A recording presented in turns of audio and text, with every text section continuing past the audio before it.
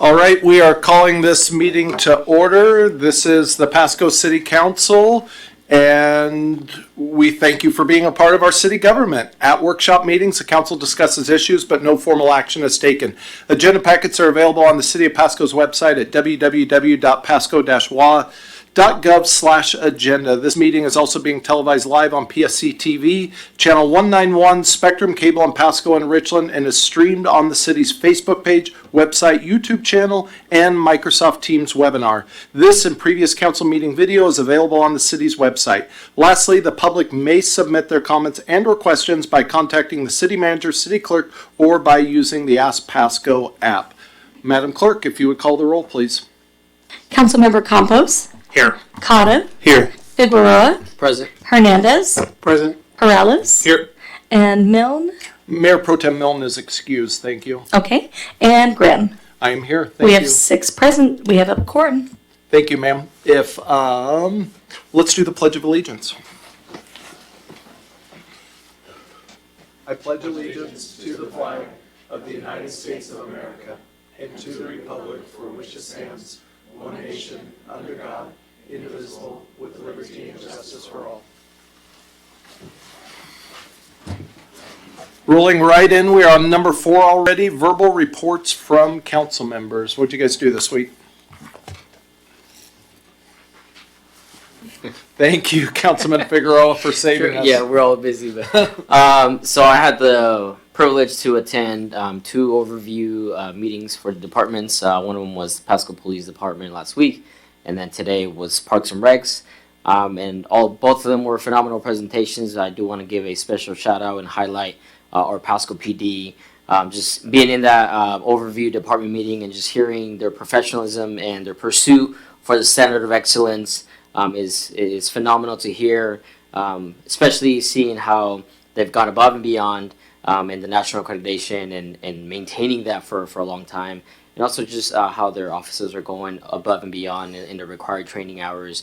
And the biggest thing is the pursuit to always improve. I think that I see that in the coaching philosophy of being 1% better. So I really do appreciate that, and the love that they have for the city is outstanding. I also have the ability to attend the District 1 Business Watch meeting as well. So hearing some of the trends that are happening in our businesses and best practices to keep our businesses safe, and also being able to network with the business owners and getting to share that information. So it was really good. Thank you, sir. Councilmember Campos. Yeah, the opportunity to attend my first SWAC meeting on Wednesday. It was pretty good. Basically, they're still working on the solid waste comprehensive plan. They're hoping to give that to city councils maybe May through June, maybe July to get final approval. What they're really working on is that service waiver that they're still trying to put through. So that's kind of like slowing it down. And that waiver is just basically giving us more time for the compost facilities. So that, and also attended some of the department meetings. And thank you so much for all that information. It just really shows how hardworking the staff is really working for the city of Pasco. So I appreciate that. Cool. Thank you, Councilmember Cotta.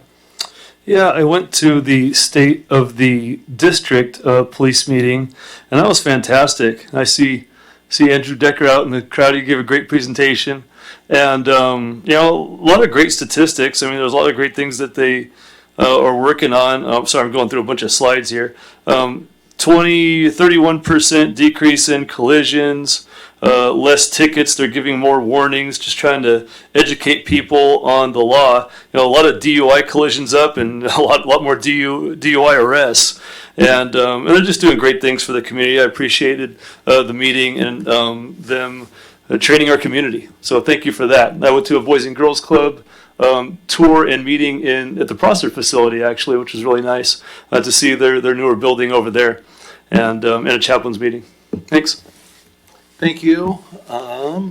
Councilmember Hernandez. I also attended the police or local Pasco police meeting on Wednesday, and along with all the Councilman Figueroa said it, I was also very impressed with all the technology that they're using to improve their policing and other new hardware they're getting and trying to acquire so that we can be safer and have a better police department. So I was very impressed with that. Awesome, thank you. Yes, and I did attend those also, and just Stephen, for just being on council for a couple of years, I've learned a lot at all of them. I also attended the Ben Franklin Council of Governments meeting last Friday, where we got an update for the Grant Navigator program for local municipalities applying for grants. We did adopt the $5,000 sponsorship of the Federal Partners Coalition, and got some other updates. They're updating their employee manual. It's been a long time since it's been updated.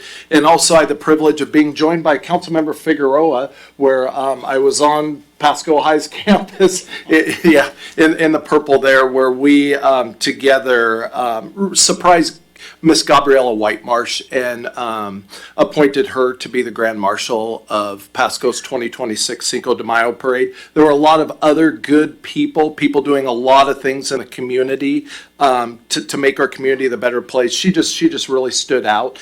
She is the current reigning Teacher of the Year for Washington State 2026, and then found out she's coming full circle too. In her senior year of high school, she was actually the queen of the parade, and I didn't know that before then, so now she kind of comes full circle and gets to be the Grand Marshal of the parade. So I thank everyone who is doing so many great things in our community, and appreciate all those.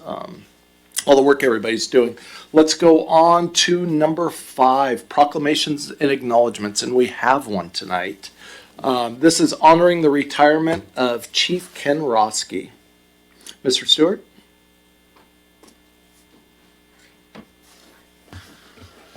Yes, Mr. Mayor, members of the council, we have a kind of a happy but sad evening tonight as Chief Roski is retiring after almost 40 years of dedicated service to our community, to our organization, strong leadership to both the department, but also sitting on the senior leadership team here for the city of Pasco. I've only had 6 short months to work with him, but I've been impressed by his leadership, and he leaves the department and our community in good hands with a lot of the officers and leadership that he's developed within his department.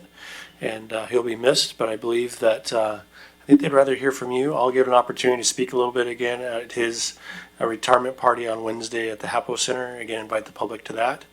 But I think tonight is an opportunity for the council to recognize his faithful service to this community. It's becoming more and more rare to have somebody serve an organization or a community for as long as Chief Roski has. So with that, I'll turn it over to you, Mayor. Thank you. Chief Roski, would you please step forward?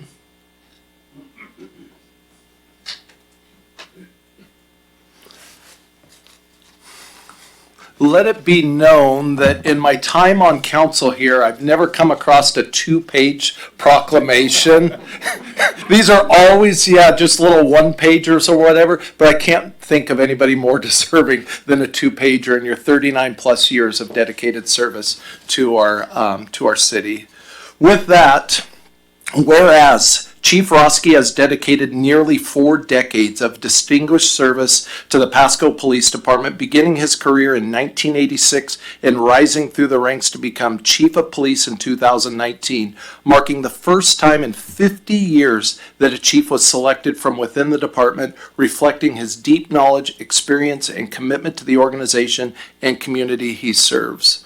Whereas, throughout his distinguished career, Chief Roski has served the community with honor and professionalism in numerous roles, including police officer, traffic officer, DUI specialist, canine handler and trainer, field training officer, investigator, sergeant, captain, deputy chief, and ultimately chief of police. And he is also a graduate of the prestigious Federal Bureau of Investigation's National Academy Session 242, demonstrating versatility, leadership, and dedication at every level. And whereas under his leadership, the Pasco Police Department has embraced a community-centered policing approach which has strengthened public safety while fostering trust, transparency, and meaningful engagement between law enforcement and the residents of Pasco.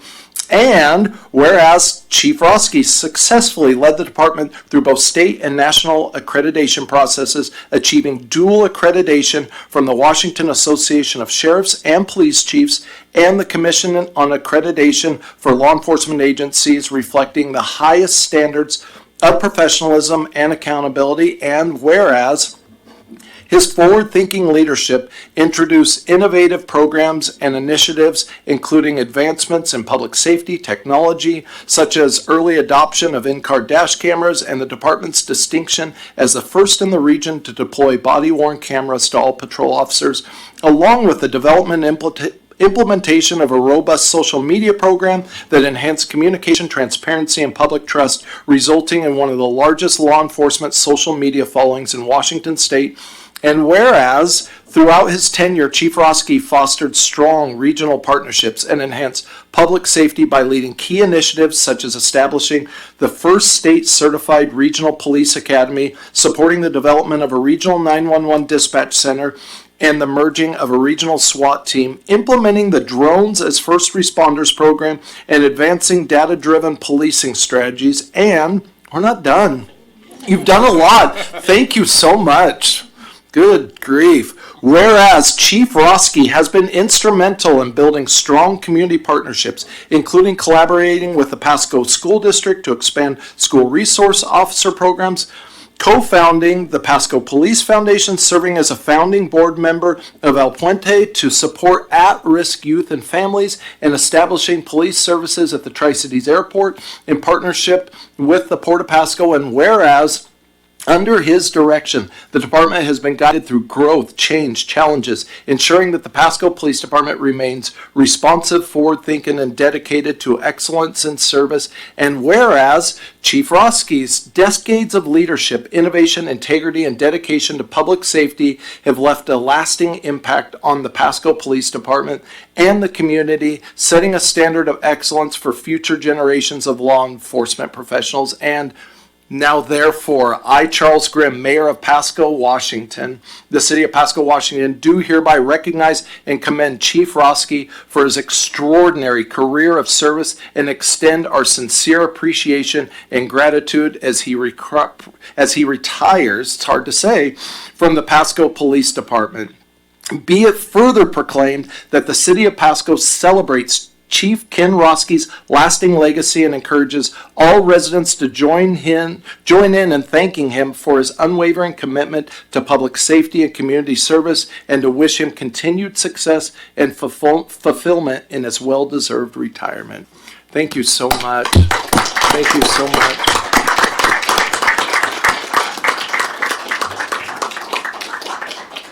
Before I come down there to present this in pictures, I just wanted to say, thank you so much for just being on the forefront of so many things.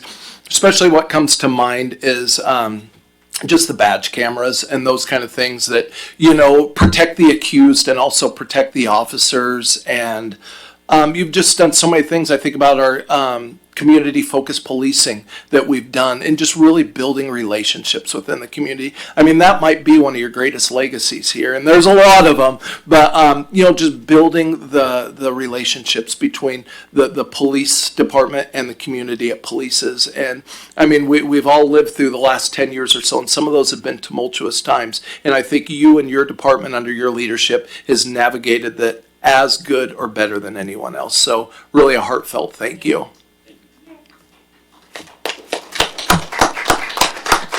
Councilmember Cotta. Yeah, I mean, I've always seen the entire police force as a reflection of the chief, and I've never been anything but impressed with our Pasco police. So thank you again. I've had nothing but great interactions with you and your staff, and so just thank you again. Thank you. Councilmember Perales. Thank you, Mayor. My journey, I guess, back to Pasco was kind of instrumental. Almost 10 years ago, I met Mr. Roski, and he really, you said it perfectly in this proclamation. I mean, you've been at the forefront of so many great things, along with the staff back there.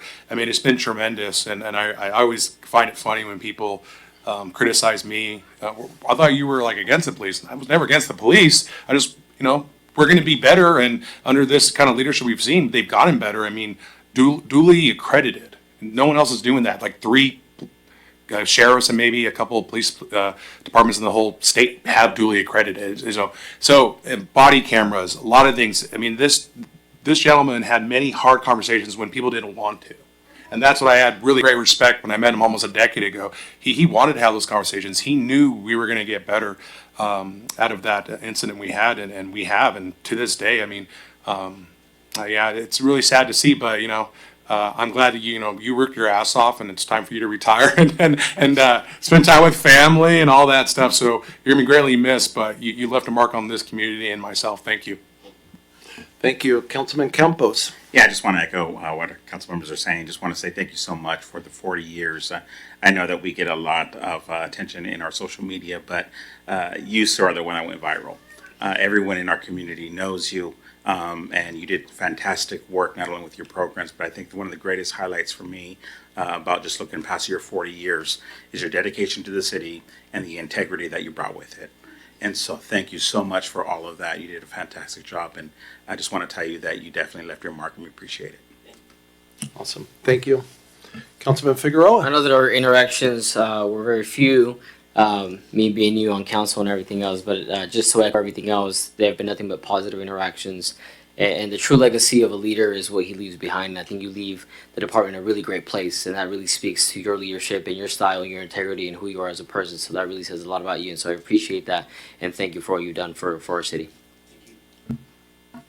Councilman Hernandez. Just want to thank you for all you've done, and I concur with everything everyone said, and all my interactions with you have been positive as well. They haven't been very few, but they all been positive, and you left the police department in a much better place than it was before. So thank you for that. Thank you. Well, you guys want to join me?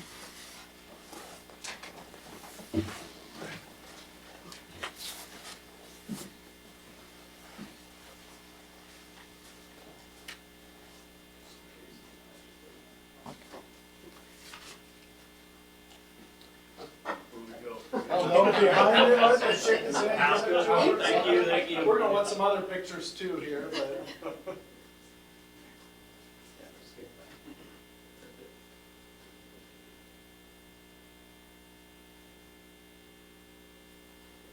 Thank you. Thank you so much. Yes, thank you. Let's get your family up here, right? Because that's what it's all about. Yeah, thank you. I just appreciate you. Thank you. Yep. Come on up. You guys don't go anywhere quite yet. Yeah, staying here with the Yeah, family. yeah. In the backdrop. He'd be the first one to tell you it's all about family. I've heard many of his speeches. Yeah, same thing over and over after a while. You know what's important. Thank you. Slide right on in there. You guys get in close.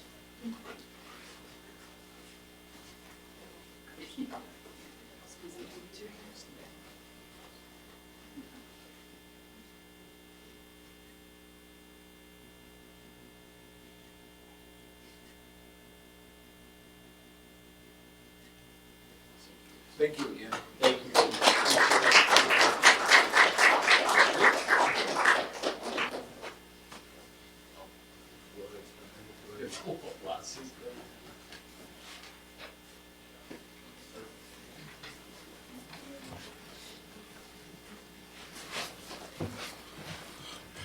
Chief, that's really a milestone. Thank you again. Just thank you. Heartfelt thank you. Let's move on. Number 6, items for discussion with opportunity for, excuse me, I gotta move this over here. Items for discussion with opportunity for public comment. The public may comment on each topic scheduled for discussion up to 2 minutes per person with a total of 8 minutes per item. If opposing sides wish to speak, then both sides receive an equal amount of time to speak or up to 4 minutes each side. And we are going to begin with letter A. This is the 2026 Washington State Legislative Session update. Mr. Stewart? Yes, good evening. I know many of you probably know her, but I would like to introduce Mrs. Brianna Murray, who's been helping us navigate the state capitol for a little while here with great success this year. And she's here to provide a brief recap of the session and some positive outcomes on behalf of Pasco, and then answer any questions the council has. Thank you. Good evening, Ms. Murray. Thanks for joining us. Yes, good evening, Mayor and Council. I appreciate the introduction, City Manager, and I'll start by saying it's once again been a pleasure to advocate for the Pasco community in Olympia this past legislative session. This evening, I'm hoping to provide you with an overview of the 2026 legislative session that recently concluded. provide you with the outcomes of your city legislative priorities that you adopted at the end of 2025, outline some of the additional legislative issues that were discussed this session that were not on your legislative priorities list, and then talk about next steps for the city's legislative program and legislative advocacy efforts. So first, with a brief overview, just to remind and reorient you, the legislature just concluded a short 60-day legislative session. The legislature operates on a 2-year cycle, and it was the second year of that 2-year cycle. Democrats held strong majorities in both the House and the Senate. As the majority party, Democrats set the agenda of the items that would be brought up for various floor votes. The action items that they prompted had 3 major themes. The first was responding to actions occurring at the federal government, particularly related to immigration and detention. The second is looking at affordability, and the third was tax and budget reform. In addition to those major themes, the legislature's primary task this last legislative session was to adopt supplemental budgets. So in the 2025 legislative session, they adopted biennial budgets, and they went in and did a mid-biennial adjustment this legislative session. All told, there were 1,238 bills introduced. That is in addition to the nearly 2,000 bills that carried over from the 2025 legislative session into 2026.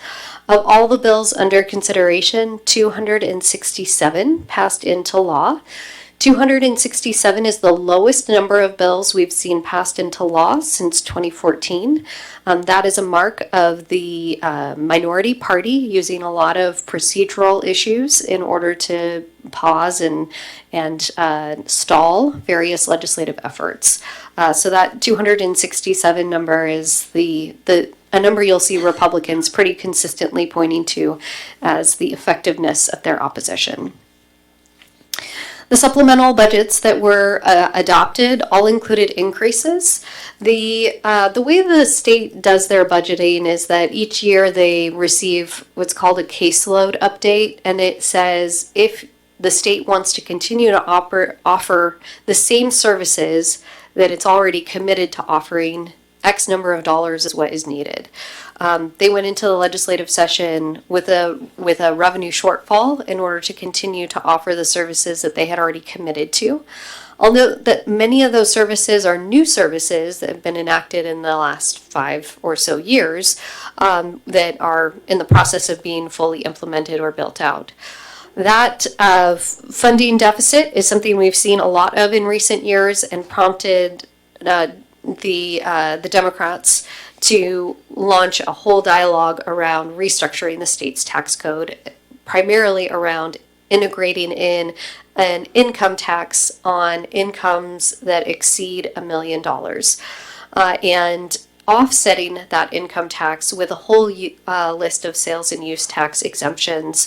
So, for example, if the income tax goes into law and is effective, that there would no longer be a sales and use tax on hygiene products or diapers or over-the-counter medications, and then on some services that recently were taxed. Those are all combined into one proposal.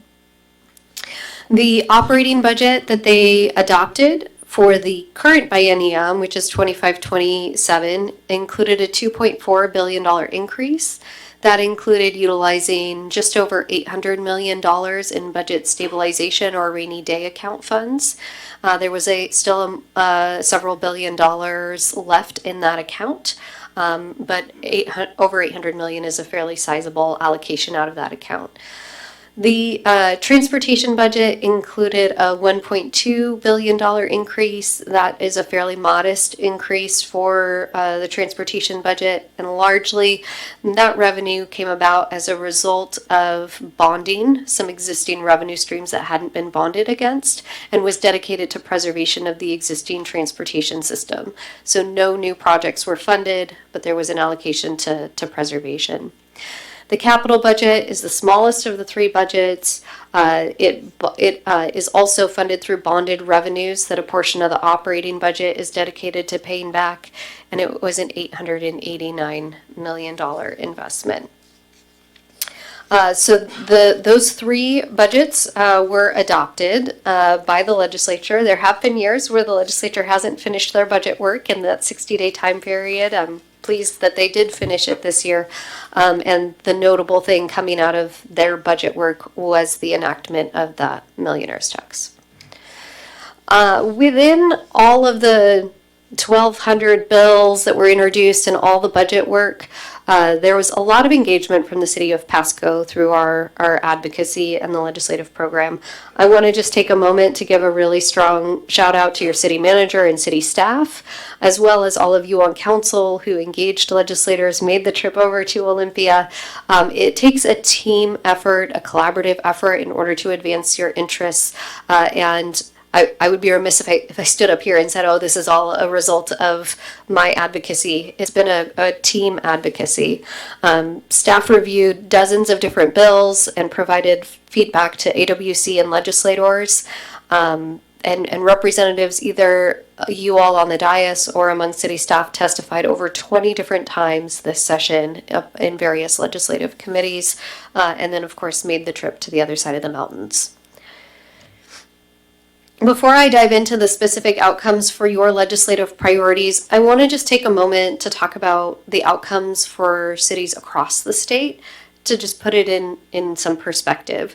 Over the course of my 20-year career advocating for cities, I would say we went from a place where when city government, doesn't matter what part of the state you were from, but when city government went to the legislature and said, we need X, Y, and Z in order to provide services to residents, there was receptivity, there was listening, there was action in response. I would say where we are today, based on the outcomes for cities overall this session, there's significant room for improvement. What we saw this legislative session was more unfunded mandates, although I have to say not as bad as some of the previous years over the last 5 years. We saw no relief for city budgets. They gave us a little bit of flexibility with some of the existing revenues that we have, but not significant relief. Because the legislature was making cuts within their budget, there was a concern that of the little revenue that they do pass down to the local level, that those would be reduced.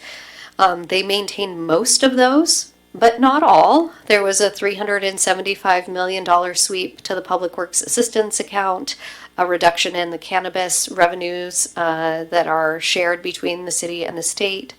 And then, moreover, the sales and use tax exemptions that are included in the millionaire's tax bill will have an impact on your all's budget. You all collect sales tax from those same products. And if the millionaire's tax goes into effect, you'll no longer be collecting sales tax on those products, which will have an impact to your revenue collections. The legislature said, we hear you. And they said, we'll take care of that if it's upheld at a later time.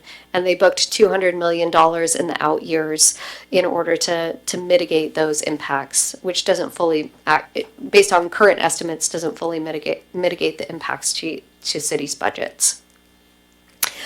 So when you look at it at a high level, the interactions between the state government and city government, there's a lot of room for improvement, a lot of reason to want to see some shift in how the state legislature listens to you all as city council members. However, to pivot to something that's a little bit more positive, when you look at City of Pasco's specific legislative delegation and action on our legislative priorities, we have a very engaged legislative delegation and one that consistently has delivered results, those items that you all identify as being a priority. I will encourage you to think about our efforts in the context of the 2-year legislative biennium. You'll recall that we had a wildly successful 2025 legislative session. And so on the heels of that very successful legislative session, we put forward the legislative priorities that you all adopted in December with some level of expectation that, hey, we just had so much success in the first year of the biennium. They've kind of already taken care of us for this budget cycle. They may not be able to deliver for us in the second year. But they rose to the occasion. So just over $1 million was allocated to the Regional Police Training Academy. We had requested $972,000. Before you get too excited that they gave us more money than we asked for, that additional money is to help pay the administrative fee that we have to remit to the Department of Commerce to receive the funds. So really, we got the full $972,000, and then Commerce has their admin fee. Because there were no transportation projects funded statewide, there was no funding appropriated to Road 76, nor any direct funding allocated to the US 12A Street interchange.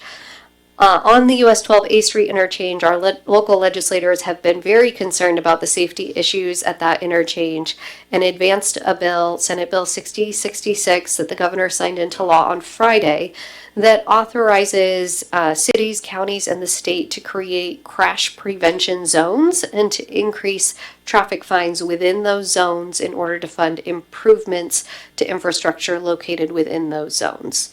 The bill has a phased implementation, and the first phase of implementation is that the crash prevention zones can only be created on 395 or US 12, and the rest of the state doesn't get access to this tool for another 2 years. So you all get the opportunity, if you so choose, to be a pilot program or a front runner in implementing this new tool. The next was what we knew was going to be a long-term capital funding request for the Butterfield water treatment plant. I think it's likely that this request will push into full gear as we look to the 2027 session. But one of the accounts that we think is likely to fund this project is the Public Works Assistance account, which is a revolving loan fund operated at the state level. Unfortunately, the legislature swept $375 million out of that account. They did backfill the money that they took out of that account with other bonded revenues. So there is still money in that account. However, anytime they do one of these sweep and backfills, it changes the overall cash flow in that account. So it's kind of really good that they backfilled it, and also not ideal. And then the last item was we were requesting funding for the water banking grants alongside some other stakeholders who had also been competing for the water banking grants, and we didn't see any progress on that topic this session. Some of the additional legislative issues that came up fall into a few different categories, and these are, I'm going to focus on items that passed into law and then cover a few items that did not pass into law. So of the items that passed into law, I think I already mentioned most of the state shared revenues were maintained. We got some flexibility with some existing revenues. An example of that is you can utilize REIT revenues to fund nuisance abatement. You have some flexibility within some of your dedicated revenue streams for affordable housing. So relatively minor flexibility. There's also a new authority for you to impose a sales tax to support workforce or after-school programs, or it's kind of a laundry list or rental assistance. So some new sales tax authority that is councilmanic if you were to choose to use it. There's also a new authority for you all to create a fire district that is contiguous with city boundaries, and that fire district could be funded with a separate voter-approved property tax levy. I already mentioned the millionaire's income tax and the sales and use tax reductions. We are expecting that millionaire's tax will be challenged both legally and on the ballot in November. So a lot of uncertainty on whether that will indeed become law. And then public defense funding was asked for, and a very modest amount appropriated, far shy of what is needed to meet the caseload standards that has been approved by the Supreme Court. On public safety, we saw two different primary items. The first one is around automated license plate readers. I saw that the details on that are on your agenda for later this evening, so I'll let them go into greater detail. And the second is requiring law enforcement to not use face covering, and that includes ICE individuals or federal officials. We saw a few different types of mandates. One of those was a proposal that mandated that residential uses be allowed in commercial and mixed-use spaces. As introduced, this would have had a very negative impact on the Broadmoor area and your tax increment financing. Through a lot of advocacy from you all up on the dais, as well as city staff and myself, we were able to get modifications to that bill to hopefully limit the impacts of it on your community. For example, tax increment financing areas are fully exempt from the mandate in the bill, and then you all as council will be able to exempt additional portions of the city from the mandate. And so that will be a bill that you will need to take action to implement in the next 18 months. The next item is a bill you will also need to implement that has to do with the siting of step housing. Step housing is shelter, transition housing, emergency housing, and permanent supportive housing. Previously, these housing types were only allowed in zones that hotels were also allowed, particularly for shelter. That now says for shelter, yes, it's only in zones where housing is allowed, but all those other housing uses are allowed anywhere that is zoned residential. So you'll need to update your zoning code to comply with the new law. The bill also limits what you can require of these housing operators to meet health and safety regulations.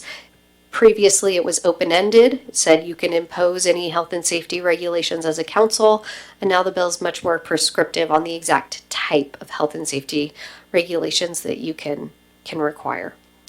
And then just to note that the legislature did increase funding for affordable housing at the statewide level at around $250 million. Most of that funding is allocated through the Housing Trust Fund program on a competitive basis. In addition to all the things that did pass, there are many things that didn't. There are both good and bills that died. Some of the good bills that died was to reduce the environmental regulation on shrub step. I want to give a special shout out to Representative Connors, who did a lot of work in developing that proposal. We saw a lot of bills introduced on least restrictive alternatives from our 8th District legislators and supported by other regional legislators.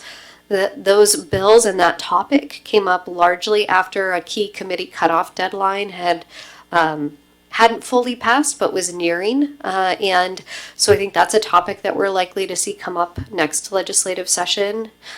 There was a bill that would have required greater annexation planning between cities and counties that city staff flagged as being beneficial. I expect that is a conversation to continue in future years, but didn't advance this year. Senator Nikki Torres, a former Pasco council member, had introduced a bill to create a public defense task force that would have been helpful in identifying funding and reforms for public defense. Unfortunately, that bill did not quite get across the finish line. And then we saw a large proposal come out of the Senate that would have reduced liability on tort claims at both the state and local level, but it died in the House and didn't get across the finish line. Of the money that the state spent in the operating budget this year, they allocated nearly $1 billion to addressing their own tort claims. So that's an issue that's likely to come back in future years. And then we saw a lot of bad bills die as well as a result of a lot of strong advocacy, not just on behalf of the city of Pasco, but all cities. We would have been preempted on how we regulate sewage grinder pumps, been required to defer the collection of utility connections, and would have been limited in your ability to manage encampments or people sleep, lying, and sitting in the right-of-way. As for next steps for your legislative program, for my first ask for you all is to express gratitude to your local legislators. While the outcomes overall in Olympia may be frustrating to you, your local legislators in the 8th, 14th, and 16th really delivered and listened and advocated consistent with your legislative priorities and legislative agenda. The second is, unfortunately, implement a lot of items that have been passed down to you all at the local level, whether it's on the land use siting side of things, automated license plate reader, or otherwise. And then the third one is thinking forward to the 2027 legislative session, trying to identify your all's biggest struggles here at the city and educating state lawmakers on those topics so that they can be stronger and better advocates for on our issues moving forward. And I hesitate to say it, but the next legislative session begins January 11th, 2027. I can't wait. And I think with that, I'm happy to answer any questions you have about the session we just concluded or about the direction we're headed moving forward and goals and objectives you may have. Thank you for your presentation, Ms. Murray. I'm convinced in the time that I've spent over there with you that no one really knows Olympia better than you do, and you perhaps have the very best reputation. It's anybody, if you ever spend time with Brianna, anybody you walk around says, oh, she's the best. Oh, you got the best. Yeah. It's very kind. Imagine you still have a head on your shoulders from just exploding from all the compliments you get. But no, seriously, thank you for all of your hard work and your tireless efforts. And some of those I'm going to definitely take to heart, like thanking our local legislators. Any questions for Ms. Murray? Comments? Easy crowd. No, I was typing as you were talking.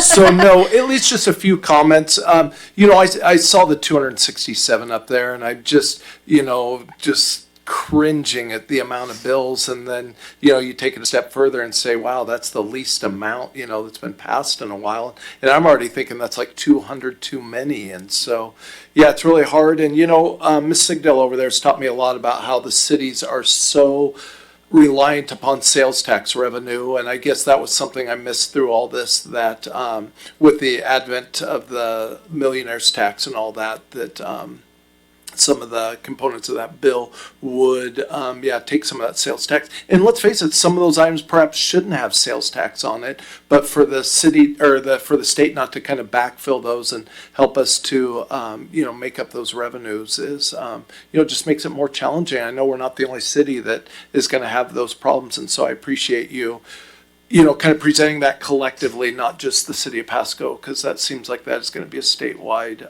problem. And then last, it's so hard for me to get my head around how at the state, just between them trying to make it more tough for us to mitigate right-of-way encampments or putting LRAs in the middle of our communities. I mean, both those are they're so difficult for a business. I think Seattle, downtown Seattle, with their 35% vacancy rate everybody's talking about, and these right-of-way encampments and so many other things make it so hard for businesses to want to invest in a city that are reliant upon brick and mortar foot traffic and those kind of things. And just even then on the residential side, just allowing these LRAs, and even as you mentioned, kind of the step housing, just right in the middle of our neighborhoods and those kind of things, and just kind of getting it from both sides, it seems. And it's really, really difficult.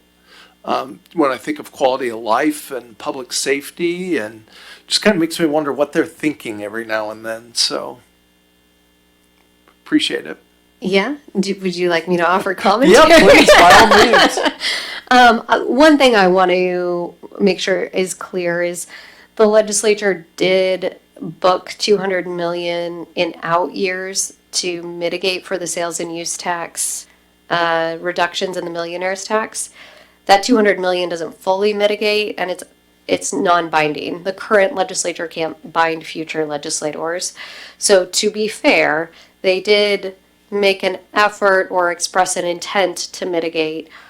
Our advocacy efforts moving forward should be to hold them to that commitment and to ensure that the dollar amount that is finally landed on is maybe a bit more than $200 million to ensure truly full mitigation. So I just want to make sure there's Thank you. Appreciate an that. acknowledgement that there was some Okay, fair enough. intention and intent to mitigate.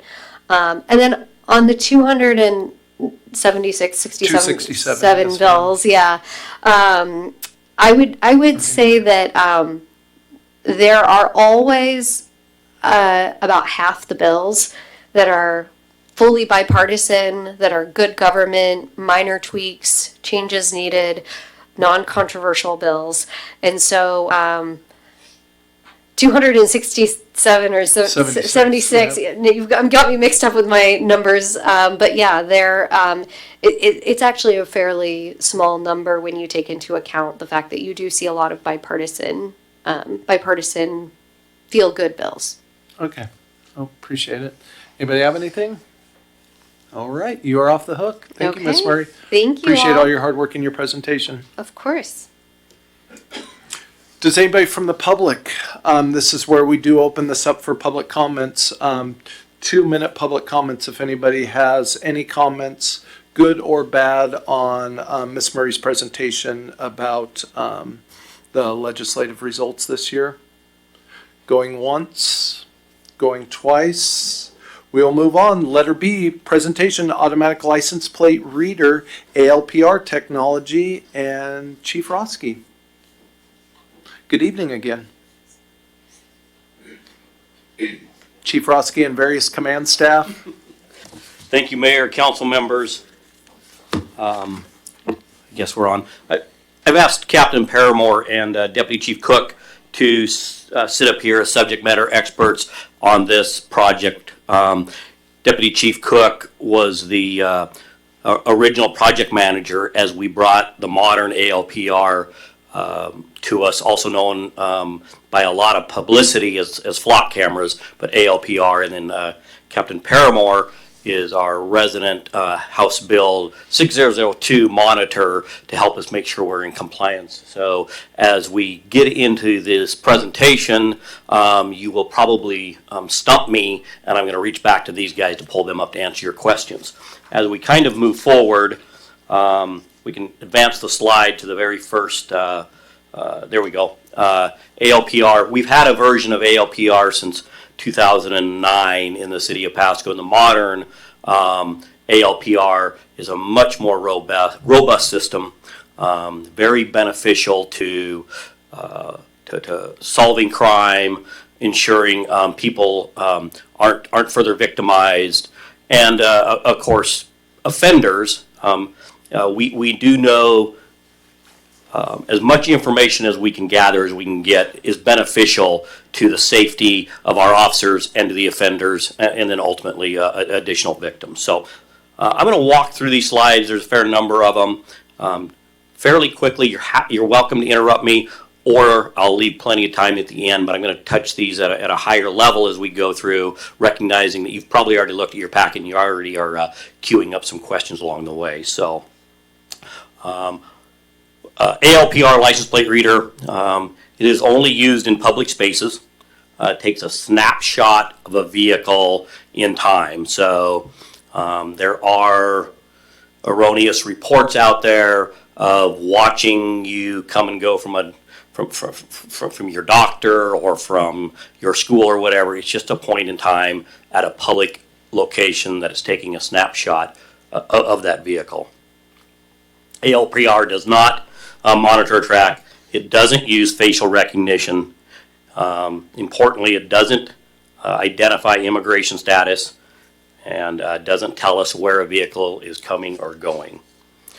Page 2.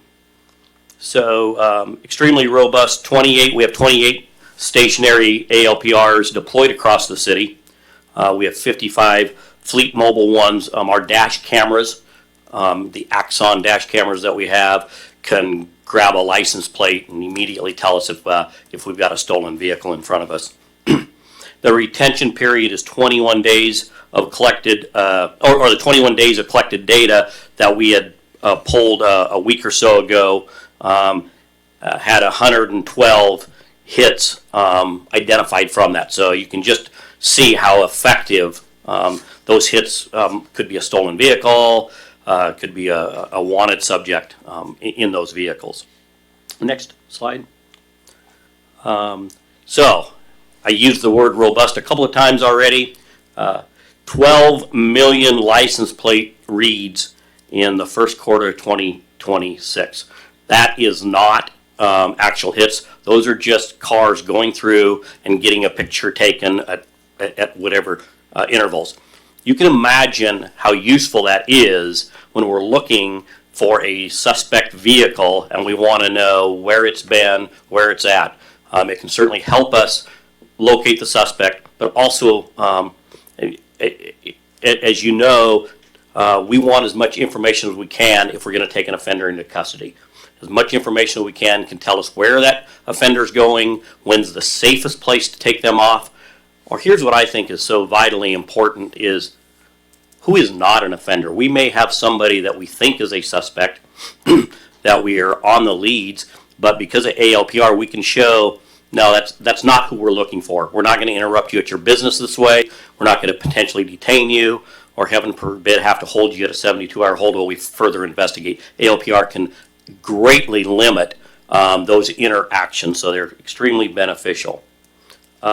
Just some more data in there. I'm not going to read them all to you. Just know that it's very, very helpful. If I had, or if you had enough budgetary funds to put police officers 24 hours a day at those 28 locations and rapidly record information, it's no different. It is literally at a public space where we can be at. So next slide. Operational efficiencies, 58% of stationary ALPR incidents resulted in arrest. We've had 33 stolen vehicles recovered, 20 arrests, 18 assisted in 18 of our shooting investigations, identified suspects in 5 armed robbery cases, solved a hit and run involving a mother and a 2-year-old child, contributed to solving 3 homicide investigations, assisted in locating suspects in shootings with 6 victims. Next slide, please. Let's talk about, Brianna was just up here talking about Senate Bill 6002 ALPR that just passed. So there are some concerns with that bill, but understand that we're going to kind of walk through what this bill looks like and how we in the city of Pasco, the Pasco Police Department's going to address and come into compliance with this bill. We have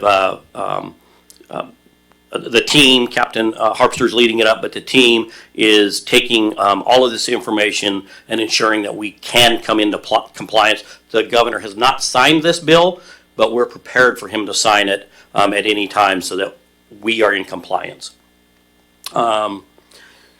There are databases that ALPR can go out and compare against. You can kind of see some of those are very important. Missing persons, kidnapped.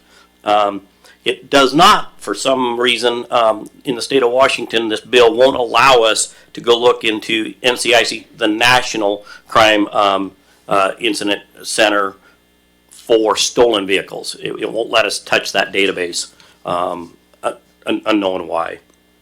Next slide, please.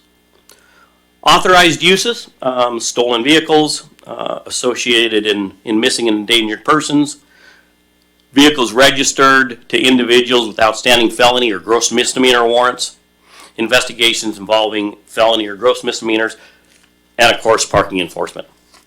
We don't use it for parking enforcement, but there are some cities, and there is there's an opportunity for that. Next slide, please. There we go. Permitted uses, prohibited uses. It's unlawful for any agency to use ALPR for immigration investigations. We weren't doing that anyways, but the bill spells that out for us. Investigations involving protected health care services. Again, we weren't using it in those locations, but the bill specifies that we're in compliance there. And then, Washington State Constitution, and of course, protected First Amendment Constitution. As the police department, we are very cognizant of civil liberties, the Constitution, people's First Amendments. So we have had safeguards in place to make sure that your police department is staying in compliance with that. And the bill is going to mandate that. Next slide, please. Data restrictions, there's some newer restrictions that are in place. Just know that we are looking at those. Again, that's part of what we're making sure that this bill, we are in compliance here. Next slide.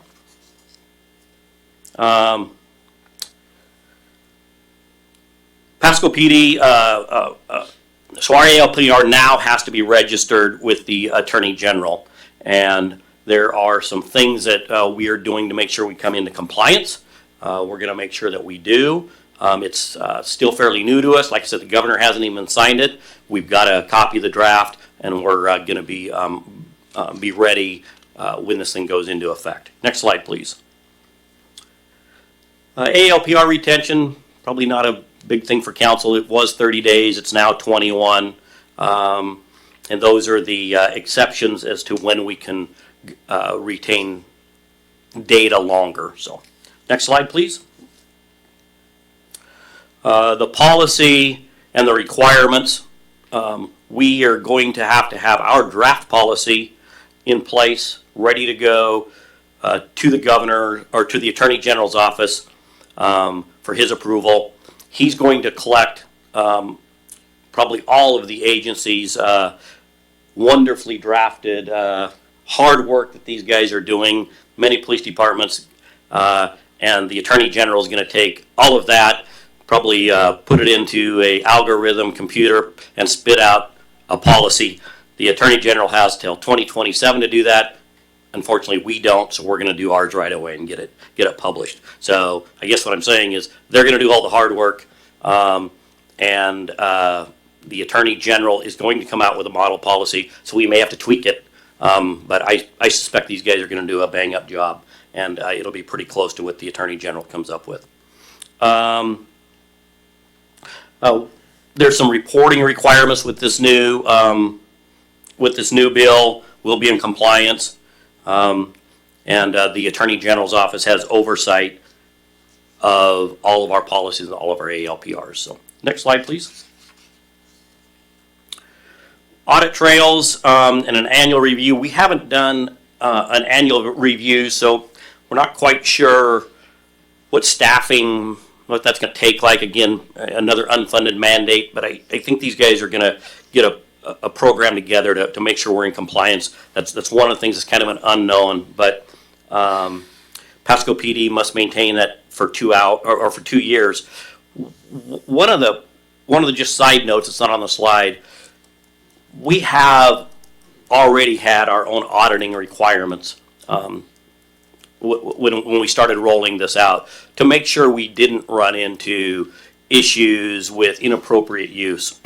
And the way we approach this in the police department before any of the headline anti-news cycles hit, one of the things that we did was we treated this very much like any other criminal database system that we are going out and touching.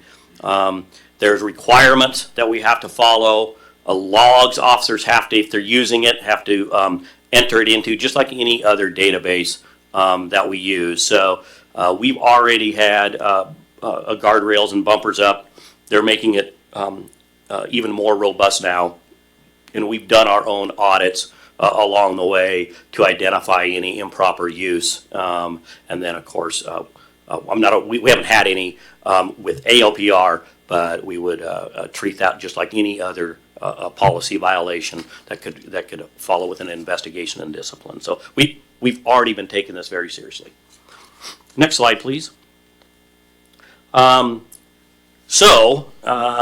legislature was very serious about this, and kind of unique in, unlike other misuses of data systems, for some reason legislature is going to penalize criminally any officer that or any employee that misuses it. We're going to make sure that doesn't happen. That's a little scary with honest mistakes, earnest mistakes, but it is a criminal charge, and it would have to be prosecuted here at the local level. So hopefully we won't have any of that. If we do, though, we would take it serious, and we already have been. So obviously, first couple slides you saw some of the number successes. Let's just talk about there is several dozen high-profile murder cases that ALPR has helped us solve. I asked them to just grab me 2 for the sake of time. Happy to go over more offline here if you want. But we had a vehicular homicide in 2025 right here on Clark Street. A pedestrian was struck and killed. ALPR quickly helped detectives identify a vehicle, and we were able to locate the owner, safely take the suspect into custody. Probably would have not solved that case, or it would have taken an awful lot of man hours to work that through. So next success story right behind that, probably a little more near and dear, not that the other one wasn't near and dear to our hearts, but we can all probably appreciate an elderly person with dementia, and we were able to quickly use ALPR, locate this person. One of the concerns is if this person would have drove 30 miles to Oregon, happened to be driving to Montana or Wyoming with the new bill, likelihood that we wouldn't have found them because we can't share outside of Washington State. Talk to Brianna. These are some concerns that we will put together, work with her over the next year, and come back with some real pain points that maybe we can approach the legislature to tweak some of these. As you can see, this story could have turned out much worse had they got to Oregon and we couldn't use ALPR in the modern sense of the bill. The success of technology comes with a great amount of responsibility, and you're aware of this police department and how we use technology, and using it responsibly is at the forefront of every piece of technology, every policy that we write. So I think with that, let me just make sure, did I miss anything, guys? Is that the high level of it? The bill could go into effect at any time. We're going to be ready for it. They're working hard at it. I don't think this is really as scary as what maybe headline news has sold the public, and I think maybe even some emails that you've gotten. I would give a shout out, as Brianna had mentioned, all of our senators and representatives in this district have been very responsible. They've reached out to me. We've talked these things through. So I'm a great champion of their support of this, bipartisan over on this side. Once you get in other areas of the state, I can't speak so much, but I can talk to you about our representatives here and our senators. So with that, I'm happy to answer questions, or we are, yes. Councilmember Perales. Thank you, Mayor. Yeah, I appreciate the presentation. I honestly didn't really have an issue with the flock cameras, and if it bleeds, it leads. I think there is legitimate concerns, and maybe in some communities, but I don't see the issues here in the city of Pasco. And yeah, as you indicated, a lot of unfunded mandates and having all these audits and paperwork submitted to the AG. So it just gives you guys more stuff to do. But I have full faith and confidence you guys will get it figured out and address that and just be in compliance. And I just read the 2025 PPD report, and vehicle theft went down. It's probably because of use of this technology. It is. Almost 60,000 calls for service. So I'm in favor of using this type of technology until I see otherwise. But keep up the good work. Thank you. Thank you. Councilmember Campos. Thank you so much for the presentation. Obviously, we're seeing that great success stories and it's working. Just for clarification, you said there's 28 stationary cameras. Just want to know kind of like the process about how you guys decided where they were going to go throughout the city. DC? We had our crime analyst look at traffic flows and crime statistics and where most cars are going to be traveling through. And she came up with those with a flock representative who has done it in other communities. And it's probably not an exact science, but it's pretty close. So we're just trying to capture the most data that's possible so that we can compare it against known criminal activity. Does that answer that? Yeah, absolutely. Thank you. Bet. Thank you. Anybody else? I do have just a couple follow-up questions about, just in your presentation, Chief. One of the stats you gave was 21 days, and I think you had 21 actions on it. It was one of the first few slides or whatever. Just that you said over a 21-day period, there was 121. Sorry, Yeah, 21 day collecting data, they had 112 hot lists that they got hits back on the identified hot lists. Perfect. Thank you for that clarification. And how many of those were actionable? How many do you have any idea how many we're actually able to follow up on? Is that the 58% on like the next slide or two? So that would be a good representation of how many are. Okay. It really depends on how, when a hit comes in, it notifies you that something has gone by at that place. You don't know where it's going to. So when patrol goes, or if a DFR pilot is available to launch and head that way, that's when we're looking for that vehicle at that point. So there's still this gap in that hit ratio to capture. It's not like 1-to-1. It's obviously about 50%. Okay. No, appreciate that. And then I guess one thing I missed in the presentation, maybe you said it, I apologize if I missed it. How long have these been functioning? How long have we had these up and running now? So these were in 2019. We started deploying with a grant. Okay. There were 8 stationary at that time.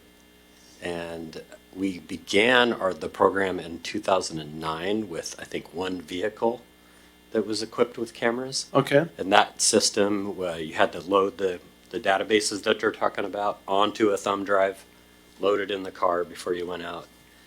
And there was no real-time updating, so that makes it a little problematic. So this system is much more robust. Sounds pretty archaic for 2026 here. We had to try it. So, and I appreciate you having this slide up because I actually had a question about this operational effectiveness too. Is that the time frame? Is that over the entire time, or what was the time frame for that operational?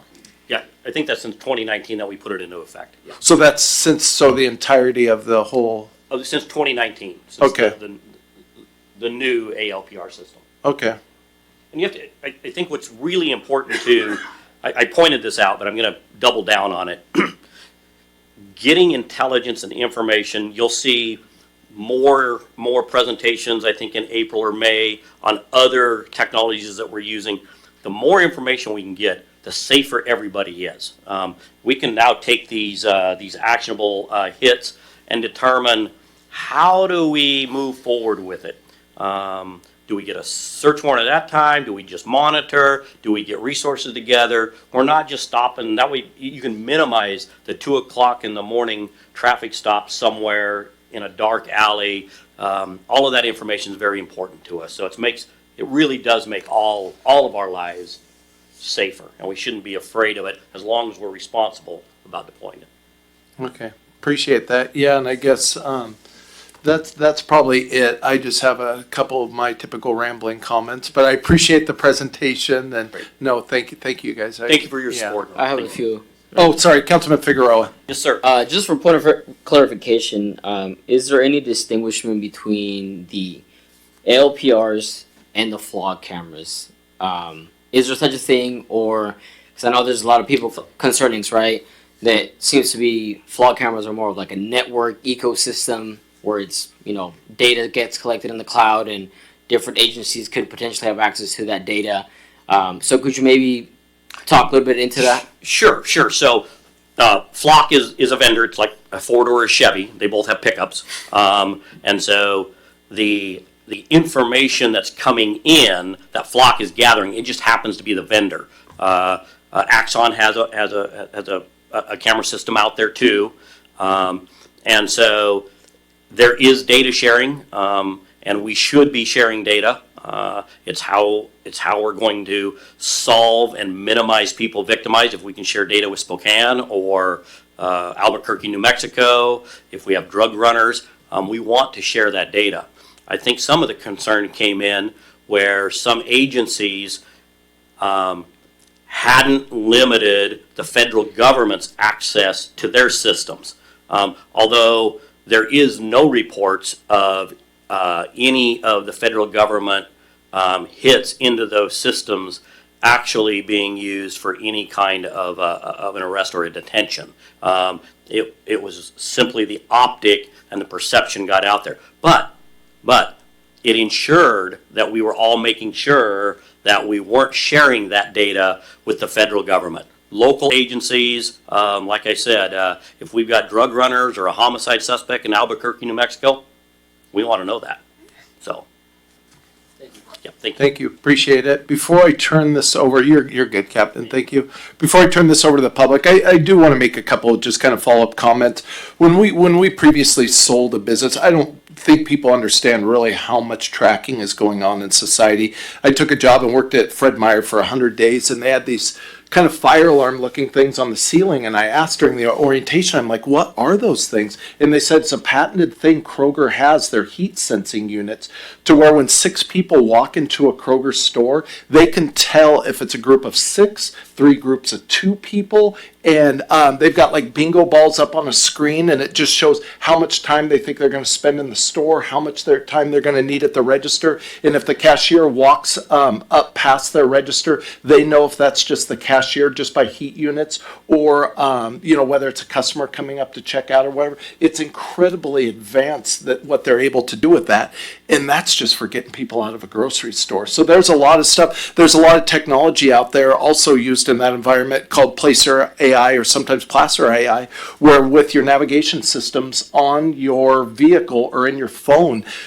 stores, restaurants, and all that, they are tracking through third parties where you're coming from before you shop, where you're going afterwards. With the city of Pasco, we even use it for like our farmers market and try to figure out where people are coming from to the farmers market and where are they going out to eat afterwards, to see if we can, try to find maybe, coax restaurants like that into our area from keeping them from going elsewhere. So there is a ton of stuff going on already, where that, and just even in a retail environment, that lets us know, hey, we don't get anybody from this neighborhood. Maybe we need to send out flyers to that neighborhood. And it's, really, really valuable. But there is a ton of tracking. I think we all know it, but we don't really, maybe part of it is even like to think about it. But, I think these are the kind of questions we as a council and as a society need to find balance on liberty and security. I mean, you have China with 200 million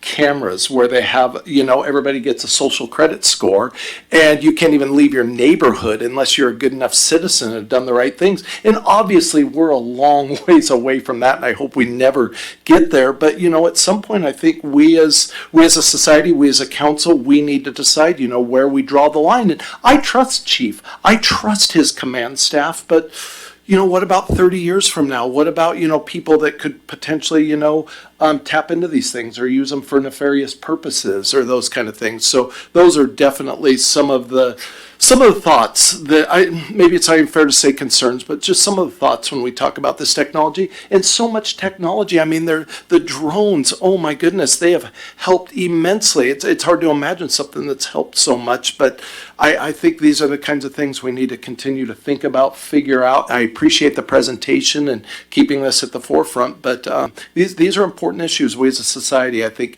need to continue to think about. So with that, let's open to this public. The topic is automated license plate readers, kind of colloquial known as flock cameras. Would anybody like to speak on these from the public? We take 4 comments, 2 opposed, 2 for 2 minutes each. Going once. These are in the headlines a lot. No one's got anything to say. Going twice. Okay, that's 3 times. We will move on. Next is letter C, presentation missing middle housing. And we are going to Miss Matson. Good evening, ma'am. Thank you, Mayor. Good evening, Council. Tonight, I am providing a overview of middle housing legislation that Pasco is required to address this year as part of the comprehensive plan update process. And Pasco does currently allow for different middle housing types. There are just additional regulations that the state is mandating for all cities in Washington of certain size statewide. So I'll go through this slideshow pretty quickly, and at the end take questions, or if you'd like to stop in the middle, let me know. So we have middle housing, like I mentioned, it's already allowed in some form in Pasco, not all forms. And here are the middle housing types defined at the state level. There's a photo on this slide of a, in my opinion, nice looking sixplex. It looks like a giant home. So this is an example of maybe a good design concept for these types of middle housing. There are 9 types defined by the state, and it includes townhomes, cottage housing, stacked flats. And stacked flats are, I'll show a picture of it later and explain that, courtyard buildings, and then a variety of different plexes that are listed there on the screen. And here are some photos. And again, these are examples, in my opinion, of middle housing that can be incorporated in a nice design concept. And I did do this same presentation with the Planning Commission last week, and the Planning Commission was in favor of implementing some design guidelines on middle housing. But keep in mind, if we do implement design guidelines on middle housing, we cannot treat single family housing different. So there's a cost aspect to it. So these are some nice examples, though, of duplexes that blend in with neighborhoods, and then there's triplexes, fourplexes, sixplexes on the screen, and then a variety of different townhomes, some contemporary townhomes, traditional townhomes examples on the screen. And then this is the cottage housing cluster. I don't think that Pasco has an example of this that comes to mind, but basically it's just smaller homes with tiny yards. I mean, almost non-existent yards, and hopefully you like your neighbors because you're clustered right in there with, lots of other homeowners, and you can own these different houses. And, it does appeal, I think, to different types of communities and shared spaces. You can do gardening, shared spaces, community center. So yeah, social individuals or maybe senior living type situations, these appeal to those crowds. I didn't quite see a lot of this on the west side. I know the last city I was at did have one in the works. Where they shared a lot of gardening and farm animals, and I wasn't unfortunately there to see it come to life, but it was pretty cool to be a part of. So this is one of the types that is allowed. And then courtyard building and stacked flats. The picture on the right is a stacked flat, and what that is each floor is a unit that's owned by the same person. Or it's one unit. So apartments on each floor, you can split up the floor into multiple units. This just means each unit is separately, each floor is a unit in the home. And then there's some local examples. I'm just going to go quickly through this. I wanted to thank our communications team for taking these photos. I just wanted to show you what's out there currently in Pasco, and we can talk about how you feel about the design concepts if you'd like. Later in the conversation. This is an example of an ADU, and then here's an example of, it looks like a fourplex, and then we have some, looks like single family attached homes or duplexes. This looks like a duplex example locally, more duplexes, and then this is more a townhome. That looks like a 5 or 6plex townhome, then might be a little bigger than a 6plex here. Then multiplexes, another multiplex. This doesn't count, it's an apartment building, but bonus picture, not applicable to the conversation. Sorry about that. So then going through the nuts and bolts of the legislation, this was passed back in 2023. So it is just now being required for the cities on the east side to adopt these standards. And middle housing, I'll talk about the specifics. Other related bills are related to accessory dwelling units, where there will be more flexibility allowed with ADUs. Pasco will be required to allow at least 2 ADUs per lot. And we can combine those densities with middle housing. We do not have to allow, if we wanted to, we could allow 2 additional ADUs plus the middle housing plus the single family house. But I've seen a lot of cities combine the density and say ADUs must be included in the total for middle housing density. And then there's some requirements related to streamlined design review. Not really applicable to Pasco. I think that we have a pretty good design review process. It doesn't need to go through, a design review board and different bodies of approval. And then SEPA exemptions, we talked about this earlier in the year. We did raise our thresholds a bit to exempt a lot of projects from SEPA, a lot of small projects. And this exemption listed here would allow for the State Environmental Policy Act to not be required for all housing within city limits if we can update our comprehensive plan appropriately to do that. And here are the requirements for Pasco. We are considered a tier 1 city because we have a population of over 75,000 people. And this requires that the city allow for 4 middle housing units per lot citywide. And I wanted to point out a nuance here that's a little hard to wrap your head around, at least it was for me, is this is 4 units per lot. And typically density standards go in a matter of units per acre, for instance. So most, actually all of the zones in Pasco have a density of 3 to 6 units per acre, or soon to be in the Riverview area, 2 to 5 units per acre. That's sort of how we establish our density in the city. And then we have zones that fall under that umbrella that dictate the different specifics.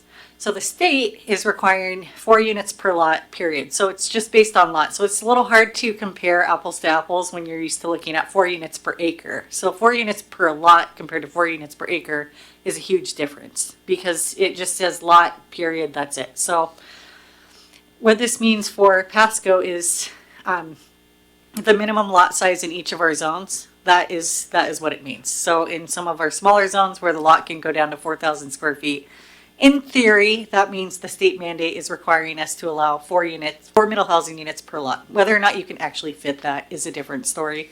You still have setbacks, fire regulations, utility easement requirements, frontage improvement requirements. You still have all of the same development standards, and then parking requirements, which are actually very reduced with this bill as well.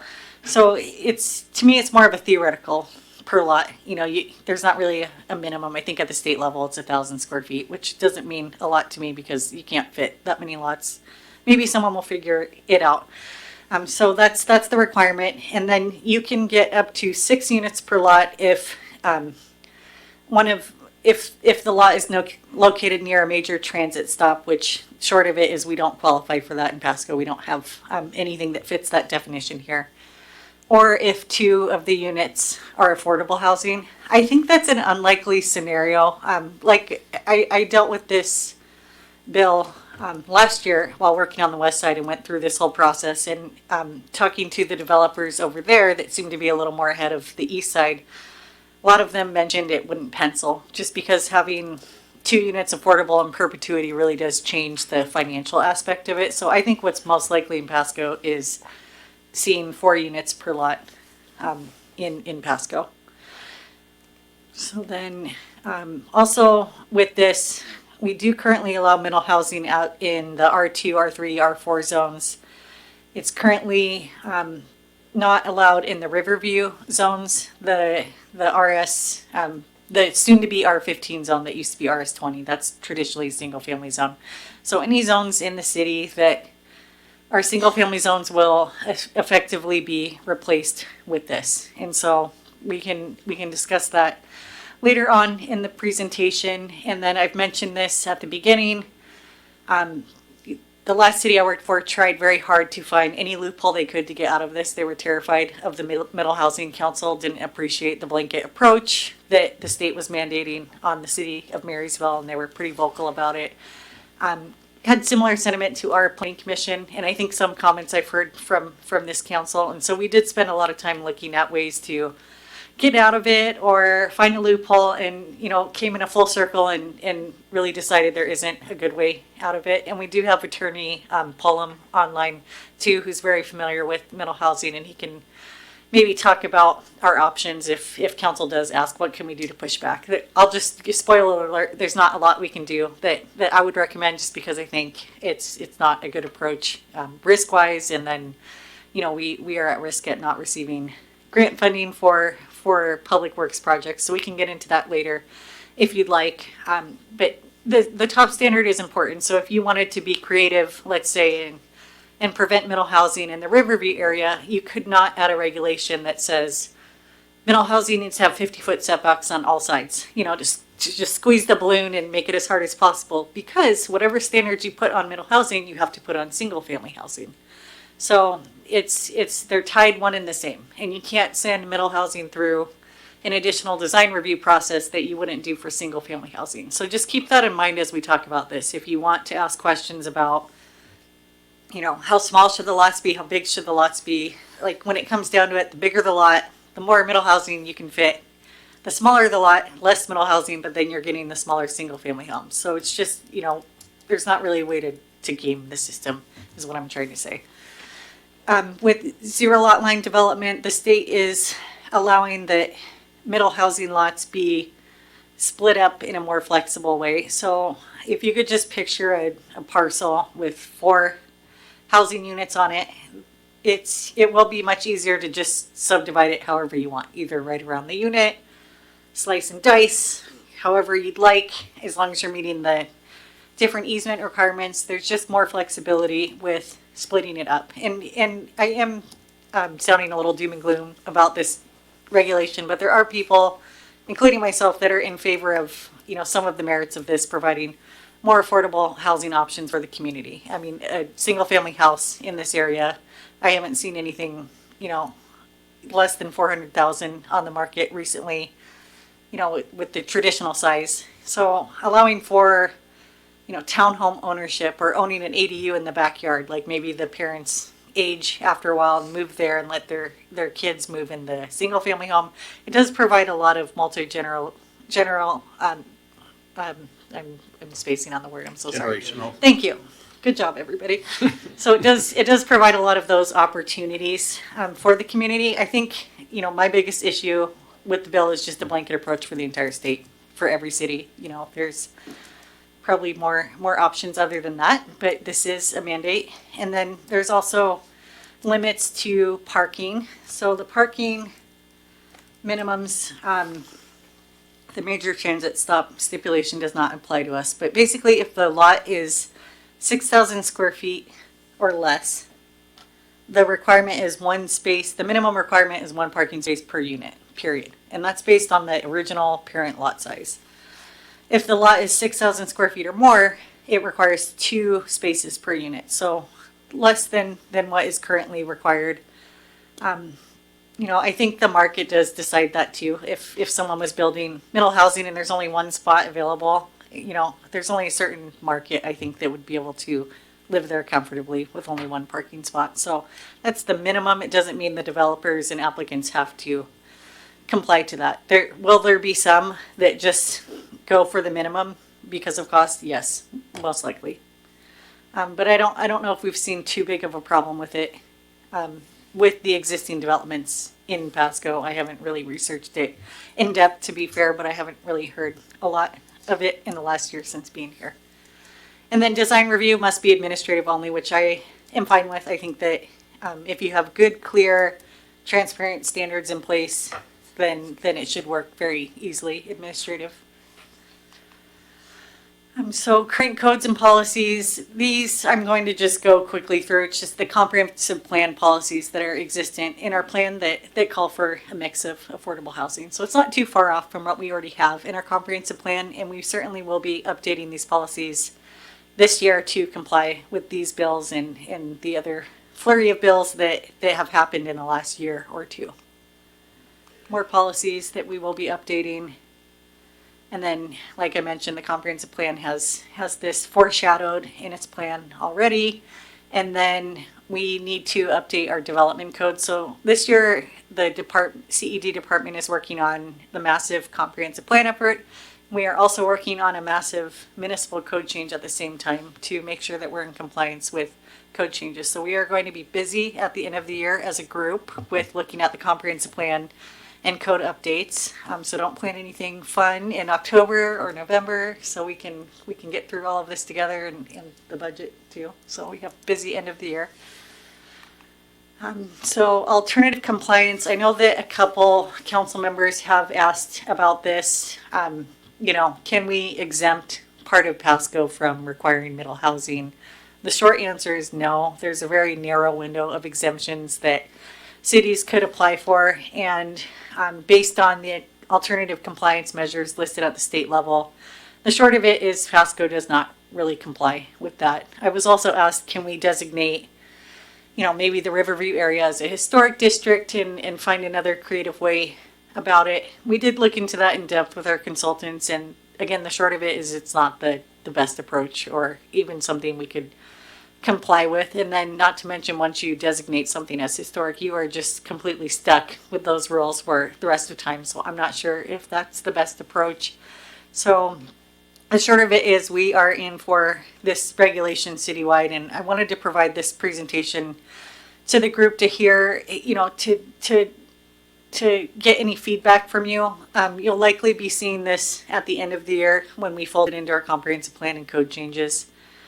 And just happy to, and yeah, so these are some of the criteria that we couldn't meet. There was some racial segregation shown in Pasco, and so those areas are definitely not eligible for that. And then there's some maps showing the criteria where there was segregation back in the city in certain areas. So that those exemptions just flat out don't apply because of that in certain areas. So what I'm getting at is down in the Riverview area, it will be required.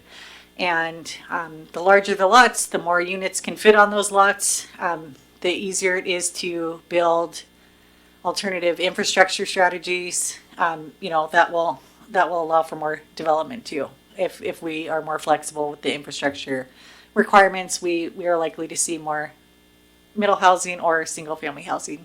I did want to point out that constructing middle housing is expensive. It's not something that I think we will just see a line out the door for. When you do infill on a lot, you have to upgrade, the sidewalks, the street lights, and provide all of the same amenities you do for single family homes. So for one infill lot developed to pencil out, it does take quite a bit of money. So I don't think that we will see a ton of this around town immediately, but I guess time will tell. I know that we have been getting a lot of questions from the development community on this, and we just would like to go through the regulations, try and implement something that makes sense for Pasco. One of the measures I would suggest for consideration is design guidelines. I think the examples that I showed at the beginning of the presentation can look nice, but there is a cost associated with it. So here's the examples in Pasco, and then these are just like super nice examples, in my opinion, of how you can thoughtfully integrate, and this might be a little bit, picturesque for the price. But if council did wish to direct staff to look into ways to maybe enhance our design standards citywide, that would apply to single family homes. So the other side of it, you'll hear from applicants, you're just adding more costs, which we have, done, and which the state has done. I understand cost keeps going up. So that's one of the downsides to it. But the upside is if we're worried about these middle housing units gently coming into the neighborhoods where people already live, that might be a consideration too. But pros and cons to it. So with that, I'm happy to answer any questions that you may have related to this topic. Thank you, Ms. Mattson. I always appreciate how prepared you are for your presentations and how intelligently you can speak to these issues. Anybody want to comments, questions for Ms. Mattson? Councilman Cotta. So if I understand right, the consequence of not being able to fit, 4 to 6 units per lot, is it has to, if you can't do it, it's because it falls into that exemption list into some regard. I mean, the question being, what happens when you can't fit 4 to 6 units per lot? Right. It's not our job to make every lot fit the 46 units. It's just we can't prevent it if they can meet all the other regulations. Mm-hmm. The exemptions, what I was talking about was more of like citywide exemption for that regulation, which we don't apply for. So that gets us back to step one, that we have to allow 4 middle housing units per lot. There's a lot of nuances to it. I'm trying to keep it simple, but it's not, the city can't really get in the way. We can say 4 units are allowed. But if you don't meet the standard setbacks, like the 20 feet in the front where the car goes and the utility easements, usually it's 5 to 10 feet on the sides, 10 to 20 feet in the back. If you can't fit the parking, you can't meet the fire setbacks, you can't do it. So that's just sort of a theoretical starting point in my mind, that the state says 4 units per lot. And our regulations built in our zones, we could leave all of our zones as is. It's just, some of the zones might start looking very similar after we implement middle housing. So we may want to combine some of our zones to address it. Did I answer your question? Well, what happens when we can't meet the criteria for the 4 to 6? If we can't squeeze it in there. Well, the city will meet the criteria because we have to. So Okay. if the applicant, Well, it sounded like before you were saying you're just saying there were some lots where that's impossible to have because the lot's too small. yeah, well, if the lot's too small, it's too small. Then it's not a we problem; it's the applicant's problem if their lot is too small. So the state, I see. basically, what the state's getting at is, I think it's not really that clear in the guidance that was provided. And sorry, Attorney Paulum, I know you helped with that. You mentioned earlier today, but there's a few things in the guidance that were unclear. That the minimum, and maybe actually Attorney Paulum, you could speak to the lot size, but I believe the intent was whatever your minimum lot size in your zone is, that is what you need to allow for units I on. see. If they Okay. can make it happen. If they can't, if we have all of these regulations that are similar to single family and the applicant still can't fit the unit, then that's really on them, to reduce the units down. They don't have, it doesn't say you have to allow 4 in every instant. You can allow 4 if they meet all the other criteria as well. Okay. Thank you. Councilmember Perales. Thank you, Mayor. I'll be quick. Yeah, no, I'm in favor of a lot of these changes. Some of these things, we just can't really fight to an extent. The only thing I would ask is perhaps, you did mention that infill housing can be expensive and stuff like that. If looking into that ordinance that was repealed a few years ago in regards to the curbs and gutters and sidewalks, Yes. I think that would be appropriate in some of the R15 areas. To help save some money, and given that they're gonna have to bring things up to code. So that'd be my only suggestion, that should be kind of on the table looking forward. Thank you. And we do have that planned for this year, 13th of April. April 13th, we will be bringing that to you. It's a ordinance that required, that was repealed in the Riverview area, related to, streetlights and sidewalks and whatnot. So we'll be bringing that to you. So we can make it easier or less easier, I guess, in Riverview. So that's sort of what we're looking for, direction from the group. Thank you, Councilman Figueroa. And as we're dealing with these hypotheticals and trying to figure out how these work, what does that mean for street traffic congestion and all that stuff? Are we planning for it? What does that look like? Yes, we are planning for it. It's just like any single family subdivision that comes in. If we've done our jobs right, we're planning ahead and we're forecasting growth. And that is the whole purpose of the 20-year comprehensive plan, where we are, gifted these units from the state and this population amount that we are, required to accommodate. Whether we grow by that amount, that's a different story. But the state says, for example, this cycle, you will grow to 121,000 people in the next 20 years, and make sure that you have adequate infrastructure, adequate services, police and fire, adequate everything to handle this growth in case it does come and you do realize that growth. So this number of middle housing is factored into the equation. It's a very complex land use capacity overview equation, but we do factor middle housing, and we make assumptions like we'll likely see X 2,000 more units of middle housing in the next 20 years. I'm just throwing that number out there, but we assume for it. And then it's built into our plans, and we know where the density or where we think the density is going, and then we plan accordingly for traffic and update the TIF program if needed, and the different capital facilities plans to make sure that we keep up with the growth. So it's not just happening and then breaking everything. And not to mention, when you apply for a development permit, you have to demonstrate that you're not going below a certain level of service standard that's established for various different improvements in facilities. Good question. Thank you. Awesome, thank you. Just a couple things. You said major transportation Yes. station or whatever, and you said we don't have any of those in Pasco. So the 22nd Avenue station for Ben Franklin Transit does not apply, or the multimodal right out here with Amtrak and Flex Greyhound, as I learned today. Yeah, I'd have to double check. If it is Amtrak, then it may actually trigger it. It's more of like next to Sound Transit and commuter rail stops, rail transportation, and then bus rapid transit. So unless we might be getting bus rapid transit in the area, so we're planning for it. So I think that would be the closest one. So once we do get a BRT route in Pasco, that route brings a bus every 5 minutes, or some So frequency that we meet. So Pardon me for interrupting. We're getting close. Ben Franklin Transit, I'm on the board there. They've got their express routes now where we're not quite every 5 minutes, but they are, trying to, pick up steam on some of those. Sure. And so, Yep. yeah, I guess just something to think about. Yeah, and I know they're, actively looking for a West Pasco, transit center and Yes. everything like that. And so. when those come, the And I know it's a theory is there would small- be 0 parking stalls. I don't know if that would actually be built. I can't imagine someone would live there. But if the bus system is good enough, then in theory you don't need parking. I just don't know if we're quite there yet, Okay.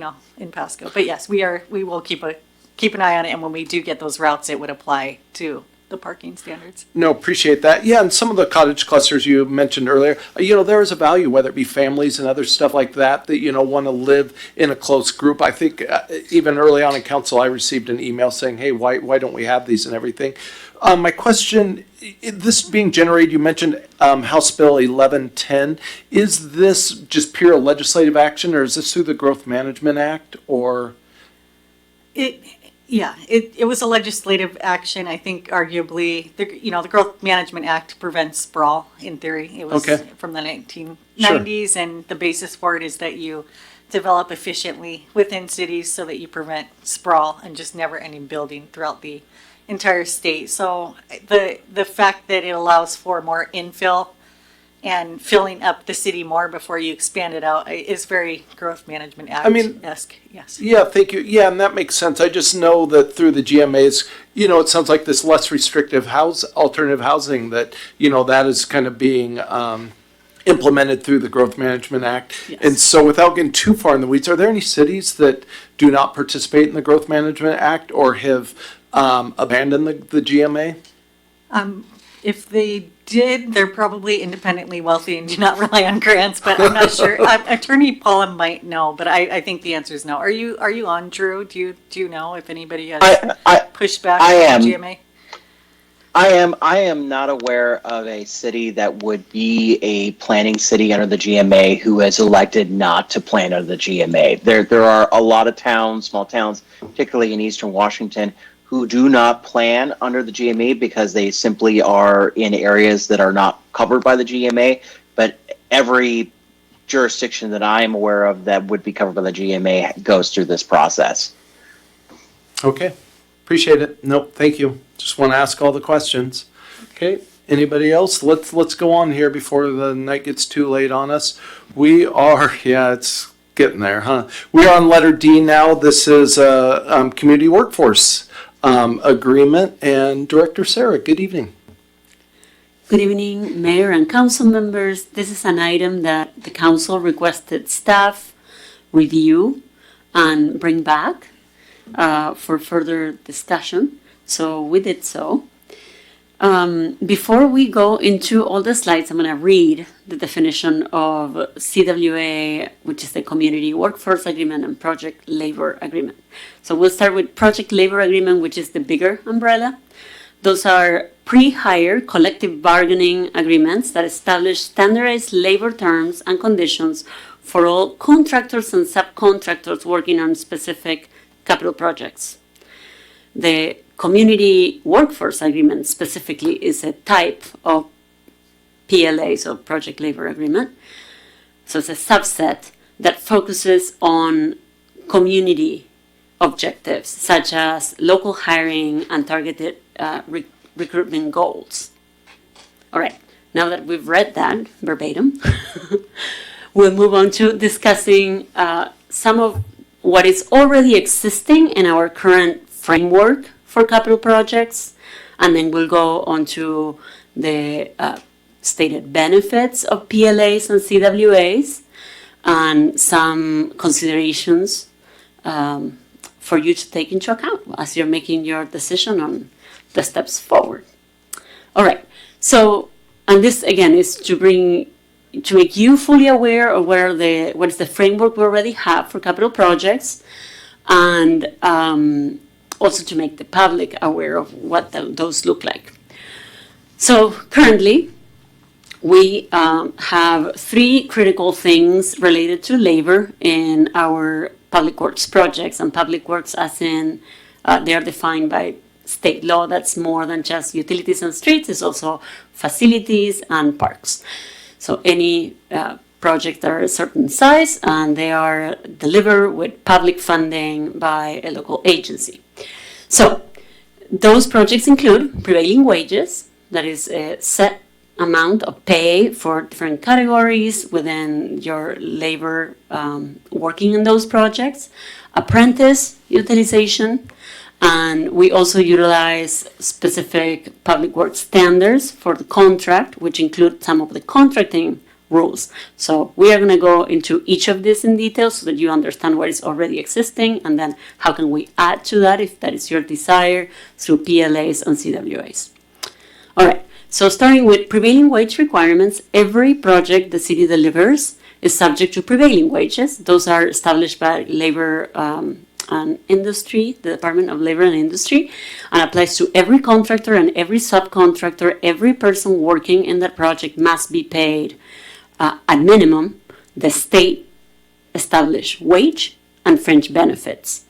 It allows for consistent compensation across the different projects, and those prevailing wages are set at the time of bid of the project and are held for the duration of the project. There was a bill that I don't believe became a law yet, but it has been coming to the legislature in separate, I'm looking for Brianna, but she left. So has come to the legislature in repeated sessions where instead of setting that prevailing wage once and setting it to be flat, there is an update throughout the project. So the latest version of that was once a year could be updated, meaning you don't set your wage at the beginning of the project. You instead bid your project. You have a wage that is valid at the time of bid all the way for the first year of that project being in construction, and then you reset that bar on the next year, and that makes for very long projects to continue to have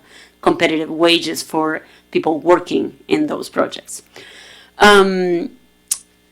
Okay, so this prevailing wage requirement is, again, the minimum pay and wages and benefits of pay, full pay, for your person working in the project, and each type of category of workers. So if it's somebody doing carpentry, or if they're doing concrete work, if they're a laborer working with earth movement or operator of equipment, each category is stated and we check for those.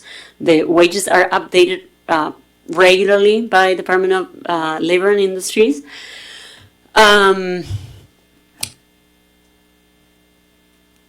We monitor compliance in typical projects. If it's not externally funded, we get intent where the contractor and subcontractors state that they're going to meet this requirement, and then we get an affidavit at the end of the project that shows that they have done that.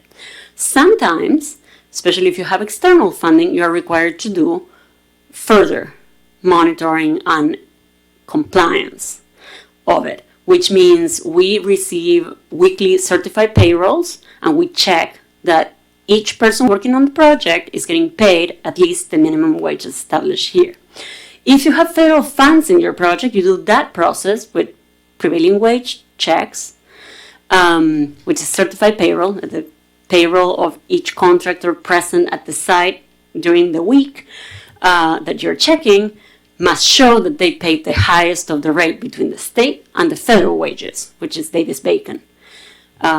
State of Washington has really high prevailing wages. So typically that is not a problem to meet it, and most people that are bidding on the project are aware of the requirements and they do a good job. Now, LNI also audits these requirements, and so we're not the only ones monitoring that or responsible for the compliance, but there is a lot of eyes on this. All right, so that's prevailing wages. So that's what people are getting paid when they're working for a contractor within a project that is funded publicly.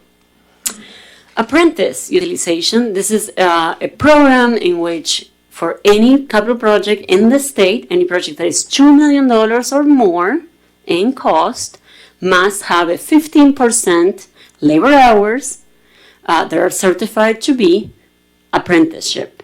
And this is a somewhat newer requirement in our projects.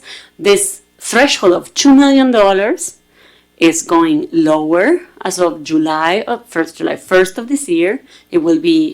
This requirement will apply to projects $1.5 million and above. Okay, so the threshold is coming lower to cover more projects. And then in July of 2028, that threshold will go down to $1 million. So any project $1 million or more will have to comply with the 15% apprenticeship requirement. And this is, while it's monitored by the city, it is overseen by the State of Washington Apprenticeship and Training Council.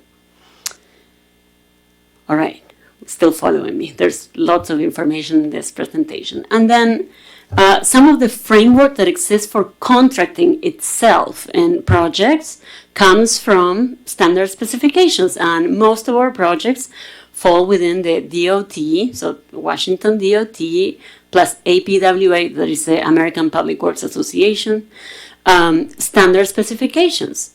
And what those specifications do, they have lots of chapters talking about materials and work and how you pay for the work, but most importantly, the first division of that manual, of those specs, apply to our projects. And it talks about specifically how the contracting is done. It addresses labor requirements. How many hours can a person work in the project? What is going to be the schedule? How do you change the schedule for the people working there? How are they compensated? How to deal with claims, complaints, overtime payment. It really covers safety requirements. It covers a lot of criteria related to labor happening in the project that is publicly funded. It is also important to mention federally funded transportation projects are subject to that Division 1 of this manual, of this set of specs, and those specs cannot be changed. And this is important as we talk about how would we apply CWA to some of our projects and which projects may not be eligible for such thing. All right. All right. Moving on. Okay, so that is all that is already existing. You're already complying with all these three things that are quite big and cover a lot of ground. So now let's talk about what you asked me to bring back, which is project labor agreements. As we said, it's a pre-hire collective agreement where it has been bargained with local unions, and it applies to a construction project. And as we said, this typically apply to or refer to labor terms and work rules, again, schedules, overtime payment, claims. It also talks about hiring procedures, wages and benefit structures, probably above and beyond what is already the state's requirements. And then it also includes no strike provisions as well as no lockout provisions. And that is when a contractor maybe withholds work from a specific worker to encourage them, using nice words, encourage them to accept some conditions. So there is less leverage for either withholding work one way or the other. So it eliminates that conflict portion, and the work must continue, and then differences must be taken care of at the end, so to speak, or while the project continues, doesn't stop. So all contractors under if a city were to impose a PLA or a CWA, which we'll see in the next slide, All contractors working on those projects that are within that rule must follow the agreement. And that is contractors and subcontractors. Okay, and one example of this is Governor Ferguson signed an executive order last year where for the state of Washington, projects 35 million and above must have a PLA. And that is very clear for DOT, for example. And we'll go back onto that point in the next slide, but that is a great example of something that has been, the state has mandated that work for, or that type of regulation for state agencies. What we are discussing tonight here, it would be a city imposed mandate for our own projects with a benefit or with a purpose in mind. All right. So, community workforce agreements are a subset of PLAs and they focus on the community. What are the benefits to the community that you, as the governing body, want to utilize local dollars to support? And that would be local hiring targets, workforce participation goals, ensuring that you have a certain percentage of people from a certain district of the city or of a type of maybe background. And then are they in an apprenticeship program, for example? It could be a variety of things. Recruitment of underrepresented populations. Again, workforce training opportunities like apprenticeship above and beyond what the state is requiring the city to do. All right, moving on. So one of the benefits that was really highlighted in all the research we did was the no strike condition. So to ensure that there is continuity in the projects where the funds that are allocated are being put to use. So we look back onto the impacts of the most recent strike in 2025. City of Pasco construction projects, the ones that were led by City of Pasco, were almost not impacted. There was some minimal disruption to subcontractors in specific project, and that was overcome by the prime contractor. And then most municipal projects in the region continued on schedule. There were two, I believe, that had impacts and were stopped for a few weeks while the issue was being resolved. It's interesting to note that many or local small contractors are independent from unions, and therefore they didn't join into the strike, and they were able to continue working, which actually led to the benefit to Pasco that saw those projects through without delays. So we have not experienced the risk of strike, at least not in the recent past, and so that's just anecdotal, but important information to share to you. So why would we consider CWAs and PLAs? And so the reason why is because we would have a policy in place that is locally established, so the council would establish that, and it would allow for the stability of work, which again is like no strike, for example. We would allow for local forces, local workers to be hired and retain those dollars locally, right? Especially if we're talking about CWAs, I think that is the main focus for it. And of course, we would strengthen the local training of the next generation of workforce. So, as we mentioned before, the state has a requirement for state agencies like DOT to deliver with PLAs, which are not the CWAs, but are the bigger group of those agreements, to utilize PLAs for projects that are 35 million or more. All right, moving on. So within Washington State, we found a set of agencies, and I can count them. There's City of Seattle, King County. There's some big ones on the west side. And then on the east side, we have City of Spokane, who have passed policies related to PLAs or CWAs. And I know that it's very small in your screen, but it is in your packet. So in case you want to zoom in your packet, that is the last page the first attachment in your packet. Most of this apply to projects $5 million or more, so it's lower threshold than what the state has established for themselves. Some of them don't have a threshold, it's for all of them. Okay, and so we have, of course, some state agencies like DOT, DNR, and then again on the east side of the state, city of Spokane is the closest city we can relate to. We have Snohomish County, King County, big agencies. All right. And I will come back to some of the experience at least Spokane has had on this list, but I think it's important to keep on moving so you can see all the benefits and maybe some of the arguments against as well. So some of the considerations is that some of the existing laws and the existing framework already addresses some of the benefits of CWAs. I think the one specific item that is not fully addressed is local hiring. We cannot enforce or require that contractors hire local people to work in our projects with today's framework.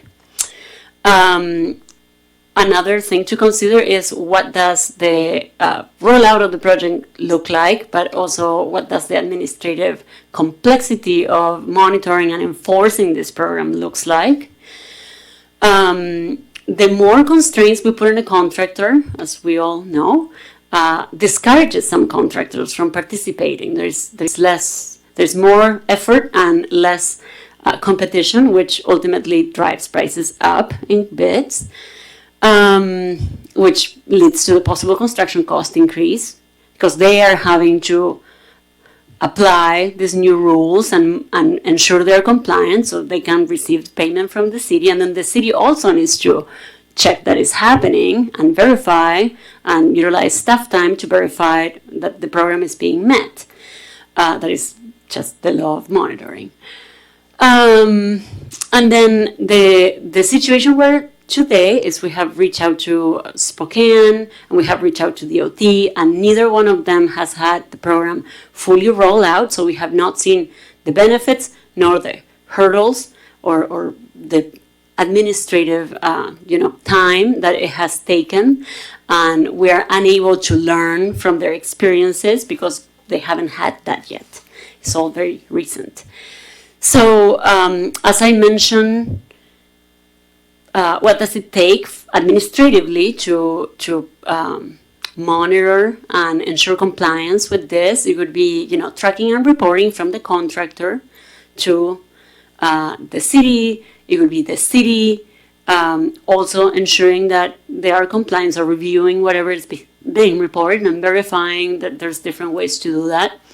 Coordinating and doing that pre-hire bargaining agreement where we set what those rules are going to be, and of course auditing, whether it's sporadic or it's on every case. We mentioned, and it's not written here, but we mentioned that federally funded projects may not be eligible for this, specifically transportation projects that are federally funded are not eligible for this type of work. We cannot modify that Division 1. We want to make sure that we don't jeopardize federal funds for our projects. So there will be a set of projects that are still eligible. You have state-funded projects, you have locally funded projects where this could apply. And again, we have brought forward both the argument for and maybe the argument against for you to weigh in.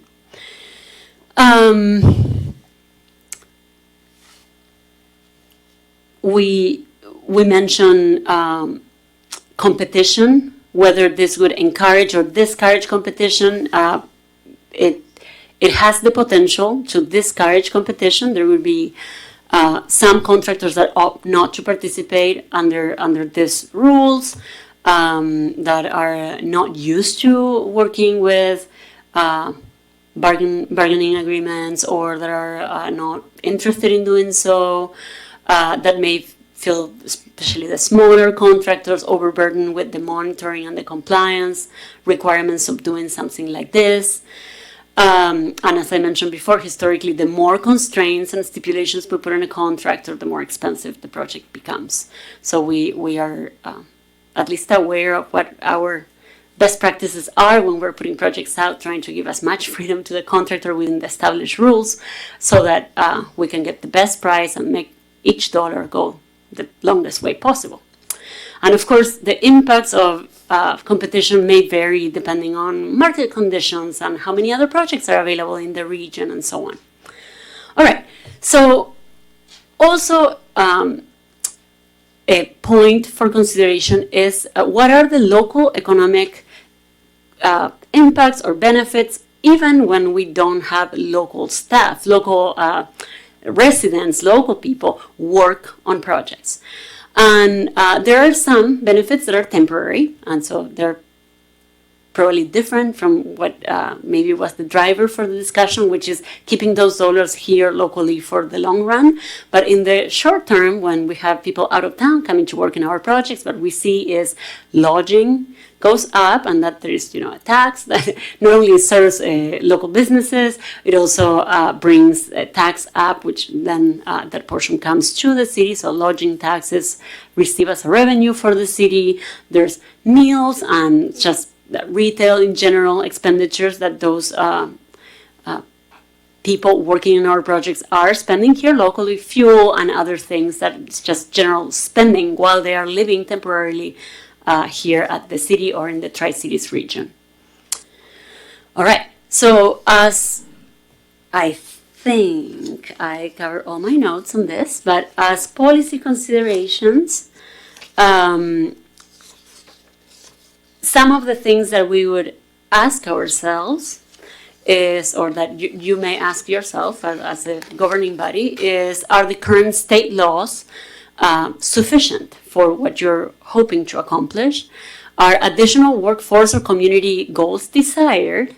And if so, are we concerned with implementing a program that may increase cost and increase administrative burden on the city staff? Specifically, it may limit competition and overall is like making project delivery potentially harder, potentially. Do we have the administrative capacity to take on a program of this kind? Do we have enough experience from others to learn from them and implement a program that is well vetted and that we have seen being successful? Because today we do not understand what the potential negative impacts are other than what we've expressed here, what is truly the administrative burden to staff when we are launching this program.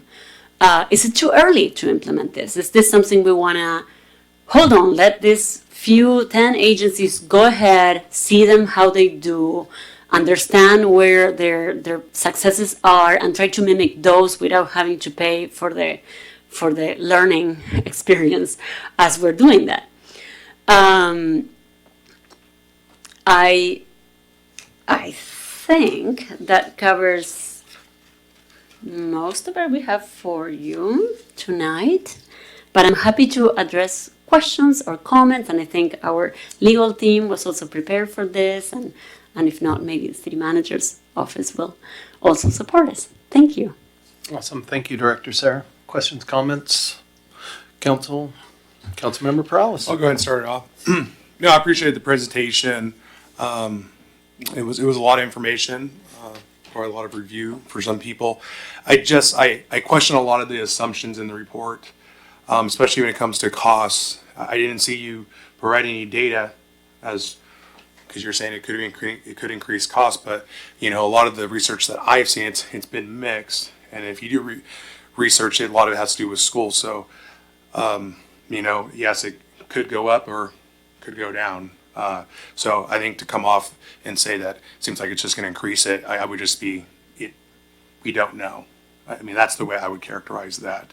Plus, I think I've seen a lot of projects in our city come under engineer's estimate. I think one time I questioned it was a lot of money. I was like, wow, so they did it for that much less. So I think there's a lot of information we still need to get. Part of that's more Pasco centric. I think when it comes to contractor participation, it really just these rules or this program, it sets the tone of what we want to see. You mentioned the Washington State DOT, all that stuff. That's the floor. So that doesn't mean we can't go above and beyond to get desired outcomes. So that's why, obviously, I'm in favor of this. Plus we do have a lot of entities that do bid quite regularly on a lot of our projects that are union signatories. So they do deal with the unions and stuff. So it may cut people out. At the same time, it would have, we could do community outreach to get these other companies to come up and perhaps join unions and stuff. And I'll let people in the audience speak to that. You don't have to be a union member for the rest of your life. You can just be it for a project and then not be a part of the union. You talked about administrative burden, which I don't think we're really looking at that with the correct lens. I mean, a couple weeks ago, we just approved a change order to have PBS do construction management. And I know for a fact on many large construction projects, the city doesn't do that. Maybe they do some of that stuff behind the scenes in regards to the Davis-Bacon tracking and stuff, but the Lucia Overpass was project managed by WSP. I know the Road 100 interchange was project managed by Atlas Technical Consultants. So we bring in people because we don't have the capacity to do it anyways. And so I would argue, sure that cost would kind of go up probably with this little bit more tracking, but it's not like our city staff is doing that. And I'm pretty sure that's probably built in into those contracts. Also, you kind of reading through it, it seemed like we were trying to say that you're essentially the CWA PLA was duplicating existing requirements, which I don't really agree with because, again, earlier I talked about the floor. We want to go above and beyond that, and so these are just essentially just strengthening those kind of the things that we already do. In regards to maybe the strike, and we do have a workforce development problem, and I know like the Associated General Contractors will come in here and probably be against this, but even a survey they just recently put out about in 2025 said that like 92% of contractors are having a hard time filling positions. They don't have people. And so to me, at the end of the day, I feel like this is we are putting our tax dollars to work by providing jobs, creating a workforce pipeline through these unions. We talked about the apprenticeship stuff. That's what we should be doing with our tax dollars. And I think, honestly, I can go on, and I don't want to drag on because it's already 9/11 at night. But I just think at the end of the day, could be a good policy. I'll note that there is a lot of entities that have been using this for a while. And so characterizing, Spokane or some of the WASDOT, like this is new, it's not.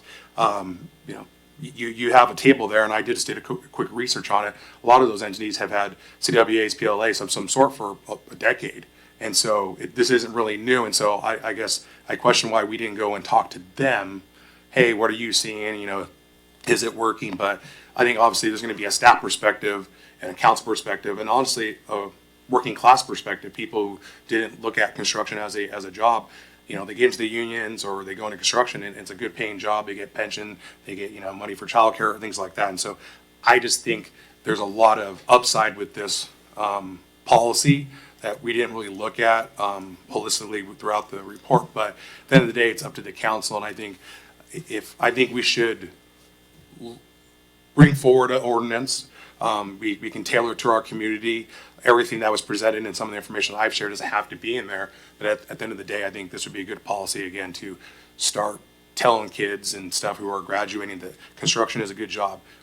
We talked about a lot of infrastructure projects, whether it's the energy sector or wastewater treatment plant. These are products that kids can be working on, get their apprenticeship hours, journey out, and continue building our community. And so I know we've talked a lot about infrastructure in the past couple of weeks, especially in regards to the state not funding the maintenance and preservation of our roads and structures. People are going to build those, and so I think we need to be having a concerted effort of using our tax dollars to create that pipeline. And I'll end with the whole point about this. I would like to see our tax dollars stay here. I was a major objector. Sure, Cascade won the bid, but a lot of those people worked from out of here, took that money that we were paying them, and they're sending it over in Vancouver and Portland. That money's not staying here. So I would like for local people to be hired here. Our tax dollars are going to them. They're going to buy homes. They're going to spend money. I mean, I'm sure we all saw the report about a week ago. We're 5% lower in sales and retail. Now that equates to like $31 million difference. We can't continue that. And so I think this would help that by having construction projects where people can get paid that prevailing wage plus more and they spend their money in the community. So my only ask would be that we still entertain this, we look into an ordinance, talk about it more, because I think there's major benefits to this. Thank you. Thank you. Councilmember Cotta. There's a lot here. Great presentation, though. Thank you. That was a difficult amount of information to summarize. Ultimately, I remain unconvinced that higher constraints are going to lead to lower cost. It just seems in a day and age where businesses are always continually complaining about over-regulation and the restrictions that they have to be able to get things done, it's harder for me to see placing this hurdle there for us to get over. I think there are some positive components, and Leo mentioned some.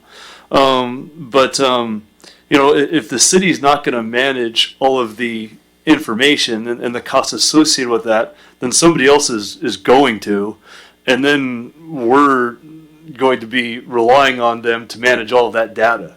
And that seems like a bit of a conflict of interest. Seems like if it's our project, we're going to want to monitor the project and make sure all the compliance is followed. I think the older PLAs are way more restrictive. And that's probably why they're not measured as this one in Spokane is, which is on the lesser side of restriction. I appreciate that the agreement that we're looking at is also in that less restrictive category among other PLAs, but I think that's why we're comparing more to Spokane than we are places like Seattle and other ones that have had the longer agreements. So I wouldn't want to entertain an ordinance on this time. I'm not saying that it could never happen. I think there are some positive elements to it. I'm just concerned that it's going to drive the cost up too much, and it's going to create other hurdles that just make it more costly to live here for the residents currently. Thank you. Councilmember Figueroa. I think just to add to that sentiment that Councilmember Cotta just added is, to me, it would be how does adding a PLA or a CWA improve the apprenticeship requirements that the state law already requires that we've already seen. I think that the thresholds are coming down on the cost. Perhaps maybe the 15% requirement we could increase. I don't know. I mean, I'm all for our local workforce and working in the school district, understanding that having a pipeline for these trade students that maybe want to. I mean, that I'm all for that, right? But to me, is how do we make it more effective and efficient versus adding more restrictions? I guess, and I think that. I'm all in favor of. I appreciate all the gathering of information that the city staff have done, and then comparing to other cities. I think it's kind of hard to compare because there really isn't apples to apples. We're just kind of assuming and guessing what could work, what couldn't. And then the other part is, I mean, let's see what the city of Spokane, how it all works out and plays out, right? I think that one of the things that I gathered from the police department was they were doing a lot of their work being data driven. Right, most of their effective policies came out of seeing a lot of that data, and I don't think there's enough data. But I would like to see how this plays out. There's a proverb that says that plans fail for lack of counsel, but with many advisors that succeed. And I mean gathering all this information and data to make sure that we're not seeking to be the first to, but what is the best practices for the city so that we can be a thriving city. So I would definitely like to get more information, but at the end of the day, that's what I would add is how would this CWA improve or add on to the benefits that already required by state law. Anybody else? Councilmember Campos. Yeah, I love the presentation, love the information. I just feel like for me, just need more of it, more information. See, we could look into it. Honestly, I don't know if I'm for or against. I just think there's still a lot of questions, and so I'm with our council members looking this into more, see what we could find out, rather than just making speculations on either side. And so I would just be in favor of just looking into it more, get some more information, and get some more answers to our questions. Awesome, thank you, Councilmember Hernandez. I'm more in tune with Councilman Perales. I think we can try to implement it now. I mean, why do we have to wait? Why can't we be the first? Why can't we be the one that, you know, are being asked the questions? Why do we have to wait? And, I mean, I really don't know why we need to wait. We can implement it now and see how it works.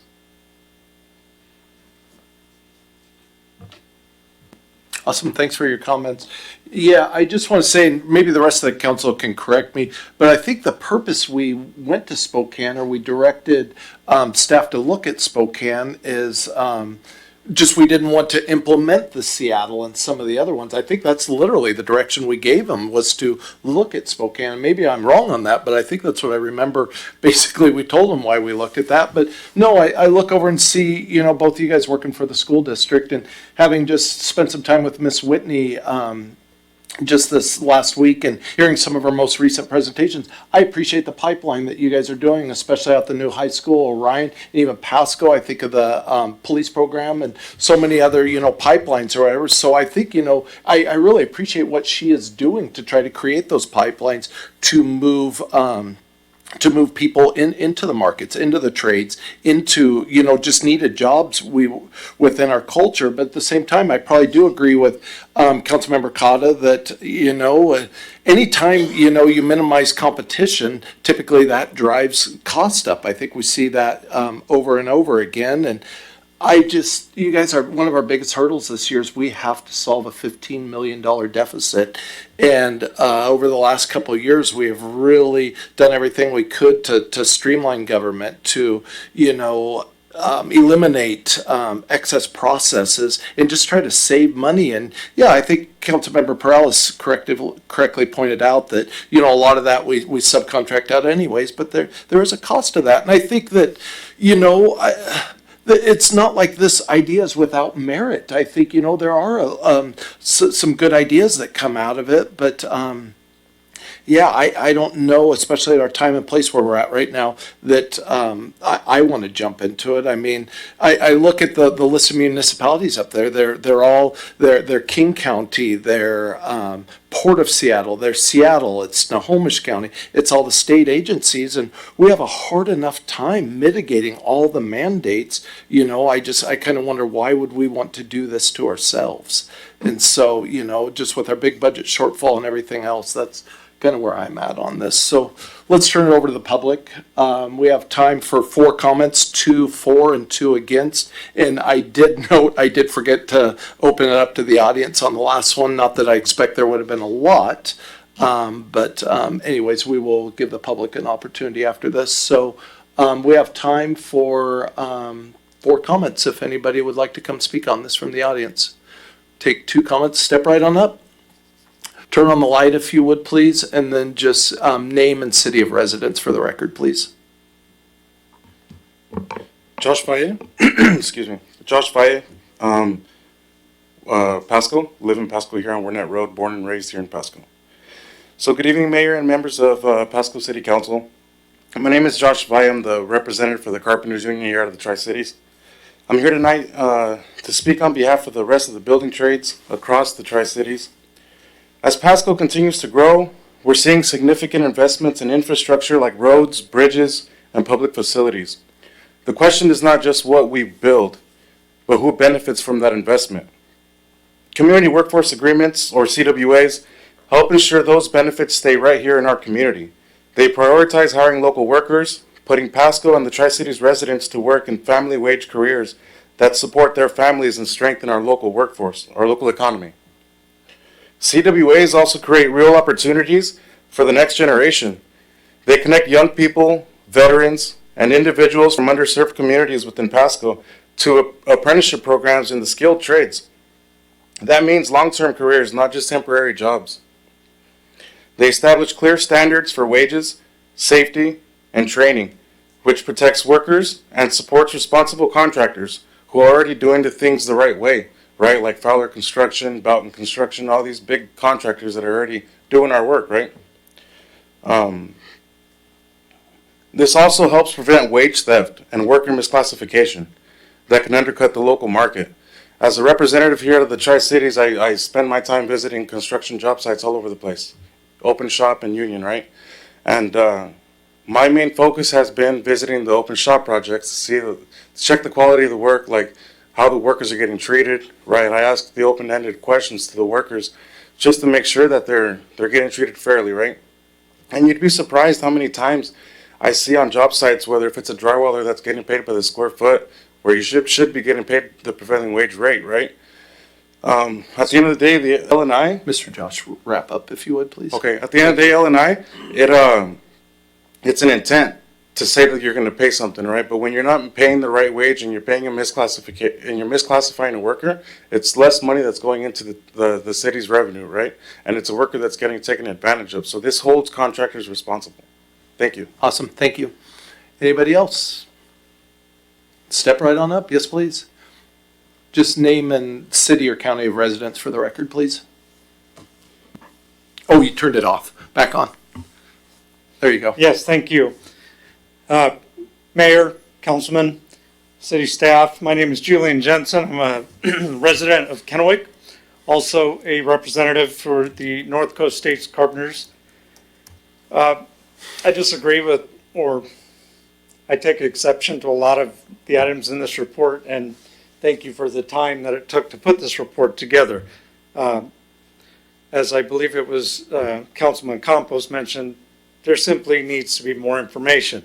But a couple things to consider regarding this report specifically. It cites multiple times the potential, or rather likeliness, that the administrative capacity required to implement and or monitor a CWA would increase workload, again, complexity and additional administrative or contractual requirements. Yet, the same report states that many of the operational and coordination objectives associated with CWAs are already addressed through the city's existing contract framework, including the WASDOT AWA standard specifications within the existing framework. And local agencies at minimum enforce contract requirements such as filing of certified payroll, for example.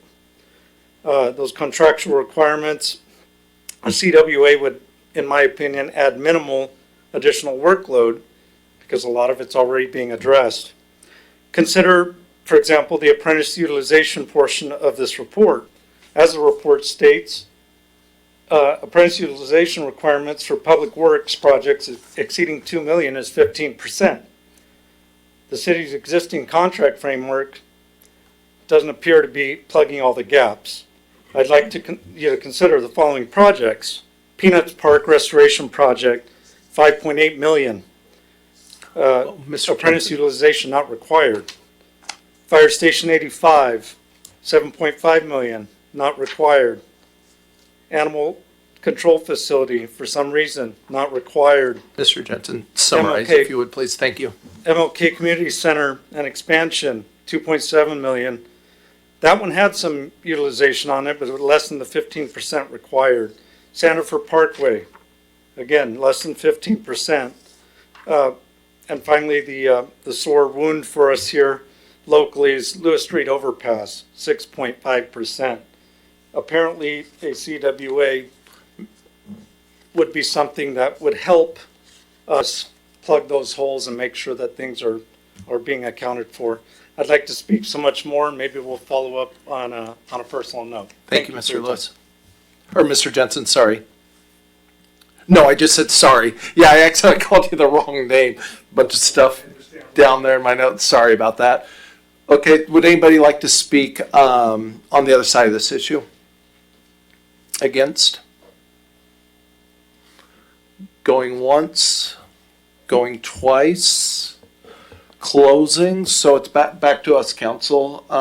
Correct me if I'm wrong, I see four, just before I go to you, Mr. Perales, I see four avenues here for us. Is one, two, as Councilmember Hernandez and Perales mentioned, implement pretty much immediately, as I think, or at least direct staff to go forward with this, to get more information, maybe to mine some more information, as Councilmember Campos was hitting at, to potentially just wait to see how some of these other municipalities or organizations do it. I think I saw in the staff report just a token time of 12 to 24 months or pass altogether. Councilmember Perales. I was gonna say, I think we should just get more information, perhaps have a roundtable with unions here here around the Tri-Cities and maybe, construction firms, and then also look into how some of those other people, all those other cities and counties on the west side, how they have implemented it and how they're tracking, these other, measures or data. I think we just need probably more information. Maybe we can have questions asked and answers given and kind of go from there. I think that's the most prudent thing to do. We want to make sure everyone's comfortable, and perhaps then we can talk more about those benefits from this. And if it's not right, then it's not right. Just let the data and the information we find out be the decision maker. Thank you. Anybody else? Councilmember Cotter. Obviously, getting more information is good, but I think the information we're waiting for is kind of to see how Spokane resolves some of the issues that they understand they have with the current agreement that they have. And so I would be in favor of delaying 12, 24 months or just passing altogether. Thank you. Anybody else?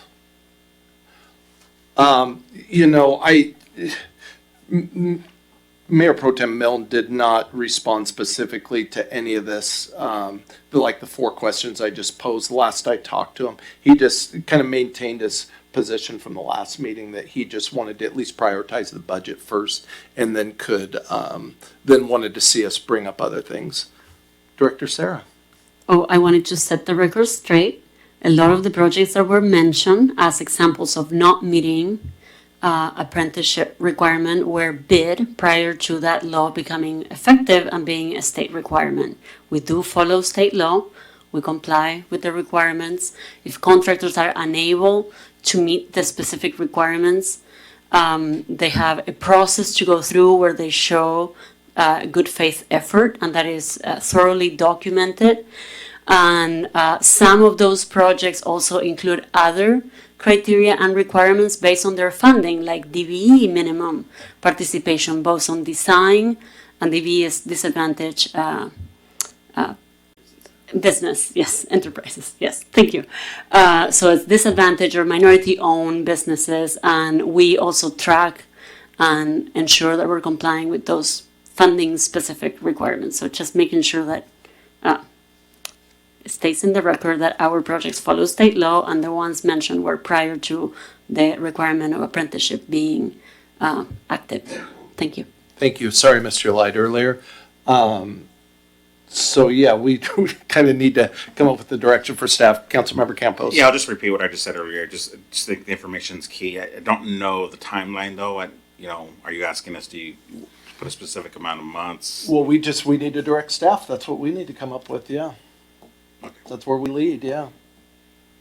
I mean, I'm in favor of I'm closer to Councilmember Cata, where I would like to see 12 or 24 months, if at all. Just be honest with you guys, there's not much from Seattle I want to import over here. I mean, I think that's, part of the idea of living over here is not importing a lot of their ideas. No, doesn't mean they're wrong on everything, but yeah, it's definitely don't want to use them for the measuring line for a lot of things. Councilmember Perales. Yeah, I was just going to say, I think we need to stop doing that when we hear, the C word or C. The whole point is to see how they're implementing the program. That is it. Get the information, see if we can retool it for what we want to do here. So I know last time, I think some individuals had talked to Mr. Milne, he would potentially be in favor if they got, if they took off the kind of underrepresented communities mandate in the CWA literature that I had presented. So, but I don't want to speak for him because he's not here, and I don't think you should speak for him either, because we don't know. He could have a total different view on this after seeing this report. We don't know. But I think we don't need to wait 12 to 24 months. Again, the only reason why we said Spokane just did this because they just did this. They just implemented it. But again, we've already have cities and counties or have implemented these things. So we can go look to them. We don't just have to look at Spokane or wait. Let's just I would like to direct staff to look in other places, Seattle, the ports, but then meet with unions, meet with construction firms, and kind of just have a roundtable and see what they think, and then work through those perceived cons that we talked about. I mean, that's the way I would go about it. No, thank you. No, and very respectfully, though, I did ask Mayor Pro Tem Milne in the last 12 hours after this. Yeah, he would have had a chance to have looked at that very specifically. Councilmember Cotta. Could the city staff maybe help elaborate on what Spokane is still trying to do? I know they've got like some confines in place, but from what I understand, there's still a lot of questions they have to answer before they implement this policy. Mr. Mayor, members of the council, Please. so I'm the one who reached out to and visited with the Spokane City Administrator, and he also included the mayor's policy analyst in that discussion. And what I gleaned from that conversation, and this was outlined in an email to council earlier today, there was quite a bit of deliberation between council and staff and the mayor's office through this deliberation process.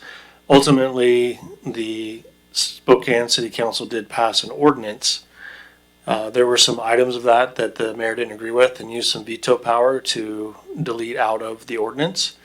But I think the key message I got from the staff there was the council itself also recognized that there were still some pieces of that ordinance that they needed to discuss, and that the ordinance wasn't in final form. They anticipated making amendments to that ordinance in the very near future. In addition, I heard reference earlier today that Spokane has implemented this. They approved an ordinance, but it is by no means implemented. It is subject, all they did was approve an ordinance that directed staff in the mayor's office to go begin negotiating a CWA. As far as my conversations with the administration over there, that negotiation process has not begun. There's nothing to enforce without that being negotiated. So, and as staff and I discussed this, particularly with the city attorney, who also reached out to the Spokane city attorney, I will quote directly with what the city administrator and the policy analyst said there. Spokane's version is not in executable form. It is not a copy and paste from Spokane and move forward. They, of their own accord, admit that it is not ready for that yet.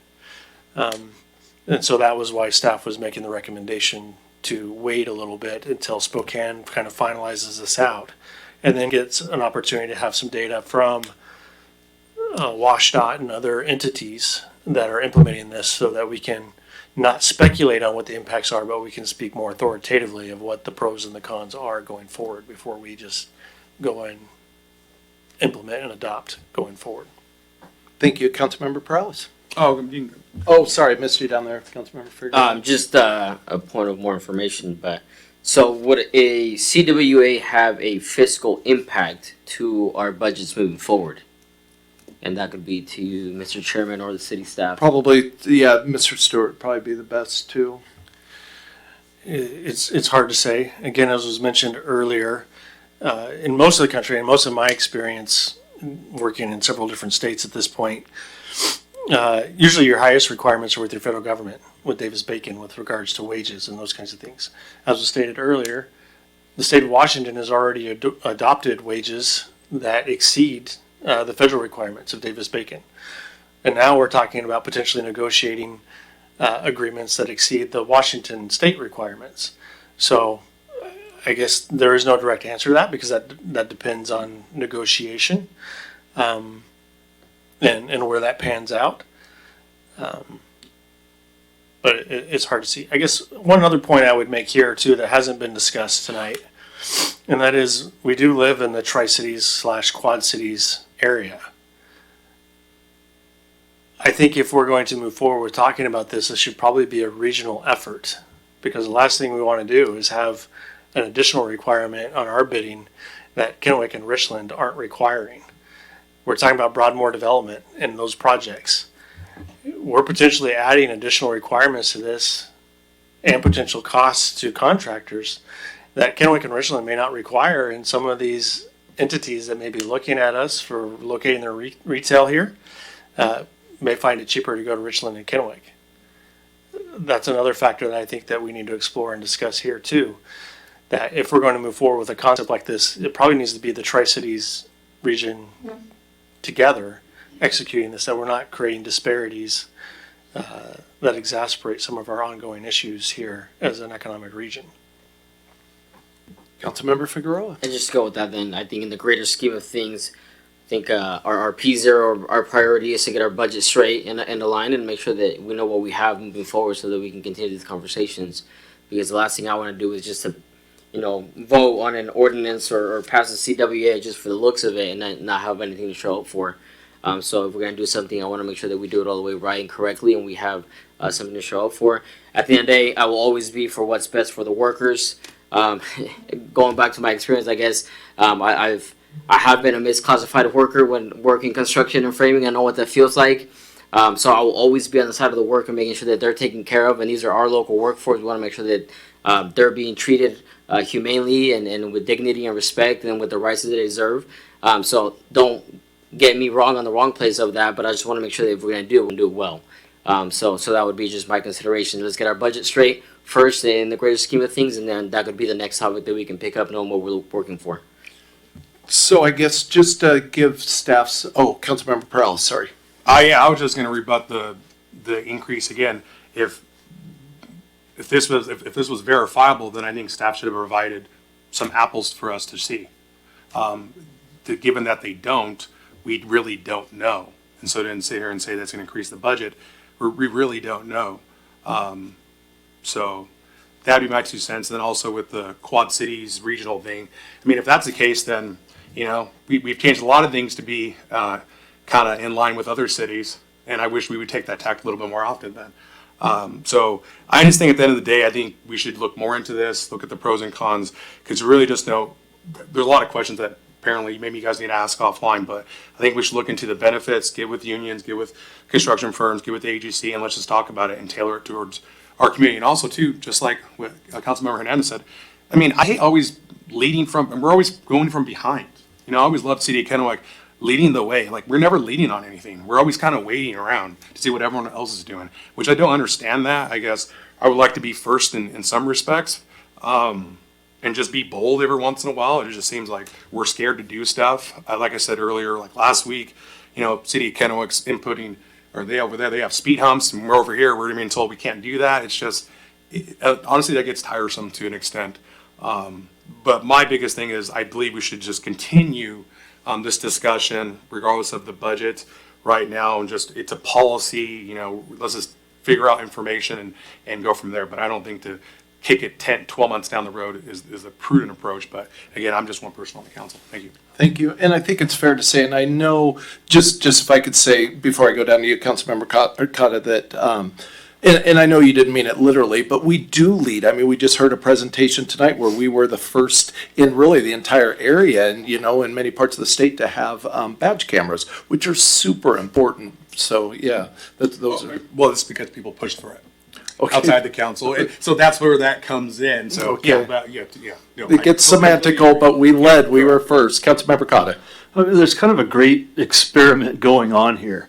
The PLA in Seattle is I think I don't know where we would all stand on it, but I don't think it's what we want. It's not what I want to see happen here. Spokane's implementing something that might work. The problem is, if you want to be first, it's always going to be the most expensive option. When you want to be first in research and development, technology, all these policies, you're going to take on risk when you do that, and you're going to have to be the first one to manage things. And so when I'm talking about company strategy, we kind of want to be right behind that. There are guys that we want to let pave the way to a certain extent to be able to manage those things and not have to face all the headwinds. That's all I'm saying. Thank you. And I know Councilmember Figueroa. Yeah, I just want to finish off on a good note. I mean, there's a lot of good things to be proud about our city. I know that I'm very proud of it. I mean, we have a phenomenal school district. We have phenomenal individuals here. We have phenomenal entrepreneurship. I believe that we have the #1 small business owners in our city. So there's a lot of good things to be proud of. And even just hearing from our departments, they're doing really phenomenal work, like our Pasco Police Department and our Fire Department and everybody else doing the work, our city staff. This is a great place to be and where everybody should be wanting to do our business. There's a big, another proverb, right, that says if you want to get there quickly, get there first or go alone. But if you want to go far, go with people, right? And I think that's a big philosophy to have. We're not rushing to be the first in certain specific things that might be costly. Again, we want to be responsible. We want to be, again, we've been entrusted with the responsibility to do what's best for the city, and we have to take that with a great burden. And so we want to make sure that we have all the questions answered so that we can have something to show for at the end of the day. So I just want to put that on the record.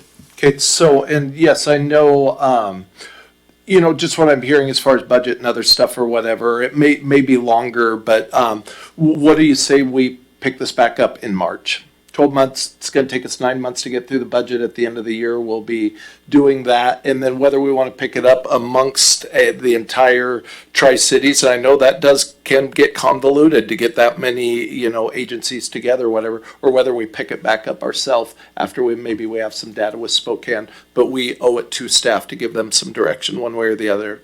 One way or another. Councilmember Cotta.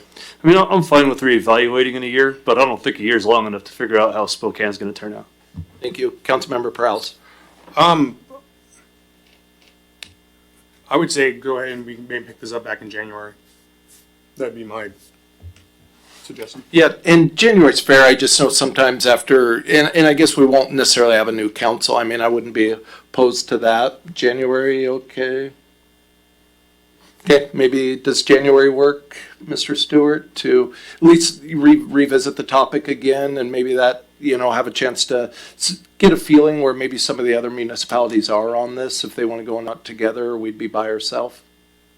Well, again, I want to finish on a positive note too. I think it's being construed like staff is 100% against this. I don't think that's the case. I think putting it on in January gives us the opportunity to get through budget, which is going to be a heavy lift. We also are going to be talking about LRAs and those kinds of things here over the next few months. We've got a lot on our plate here before the end of the year. So at least January gives us some time to get some of those big priority things done, and then we can turn our attention to this. I'm not opposed to the conversation. I think Councilmember Prowse is right. There's not a lot of data to go off of on this. There's no data for us to prove our side. There's no real data for the other side to prove theirs either. I'm not opposed to the conversation. I'm not afraid of being out on the front of the pack. I just don't think that sometimes being at the front of the pack means that we need to be the first one in line. Maybe we're second or third, but I don't know about first, depending on the issue. But again, I'm not opposed to the conversation. There are some things here that staff recognizes we don't know the answers to. We're just trying to do our job from our professional experience and training to make sure that we're considering all factors to help you guys make a informed decision on behalf of the community. At the end of the day, we'll follow whatever direction the council gives us. Okay, yeah, no, and I appreciate that, because you did provide us a list recently of everything you've accomplished, but so many of those things are currently in progress too, that still need some work, and of course the budget too. So we will leave it there and pick this back up in January, one way or another. I am going to call for a 5-minute recess. We will be back at 9:52.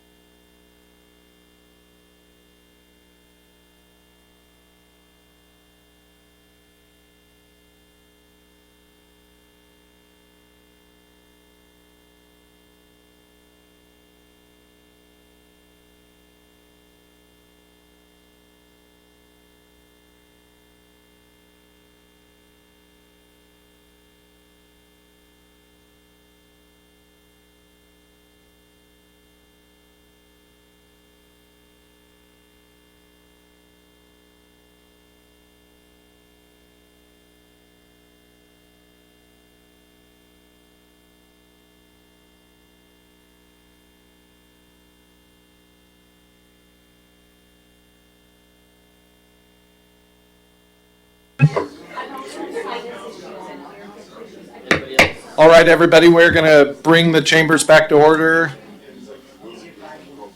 The time is 9:52, and we are coming back to order. I would like really quick, letter C, the missing middle housing. We never gave the community a chance to speak in case they want to on that issue. I'm not expecting any, but just to follow our own rules, that was my own mistake, accidentally missing that. Would anybody like to speak on the missing middle housing? Going once, going twice, going 3 times. Thank you. Sorry about that earlier. We're moving on to letter E, Clark Street improvements, and we are back to you, Director Sarah. Good evening, Mayor and council members. For this item, actually, I'm going to introduce Andre Avetisian. He's a licensed engineer, and he is the engineering manager. He oversees all capital delivery and long-range planning within the Public Works Department, and he will tell you all about the Clark Street improvements project. Good evening, council. I'll try to be concise due to time. Clark Street Improvements Project, kind of putting a little spotlight on this project for our Public Works capital project list. Got a little bit of a background on the for this project is in 2023 January, City Council passed and adopted the Downtown Pasco Master Plan. This kind of shows the initiation of how the project became what it is. Their figure there at the bottom right side kind of shows a lot of the outreach effort and engagement that was done during that time frame. Has some time frame there. Right?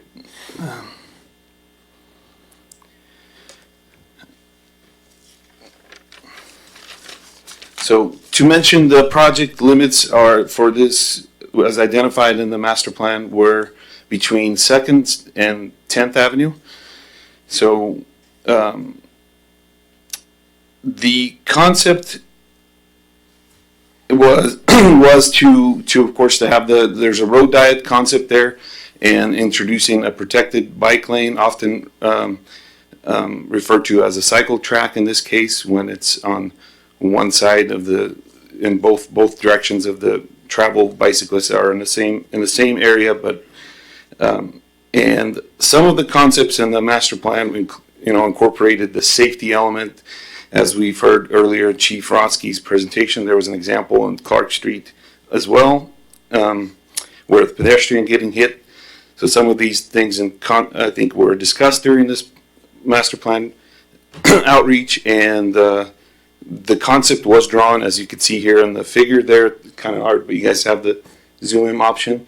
The proposed section of the roadway, and just to kind of clarify, Clark Street segment here between 2nd and 10th, from 5th to the west is mostly residential area, while to the east side of 5th Avenue is more commercial. So the concept is kind of semi-split here in 2 segments in a way, and having the residential area being reduced from 4-lane travel lanes to 2, with some angle parking as shown there in that figure in the bottom left for the proposed, with that cycle track being protected behind the on-street parking side there. So again, I'd just like to highlight that this is a concept. We are initiating the design, so as the design progresses, there will be tweaks and coordination that will lead to a full project.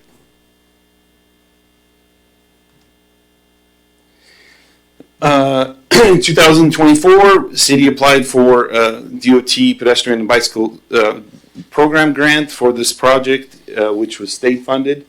And in last year, we did receive just under $1.8 million to proceed with the design and construction phases to fund both. So fully funded project. And we added this as part of the requirements. We added the project to the STIP, which is the Statewide Transportation Improvement Program, in order to use the WashStat funds. And currently working on getting the funds obligated to initiate the design phase for this project.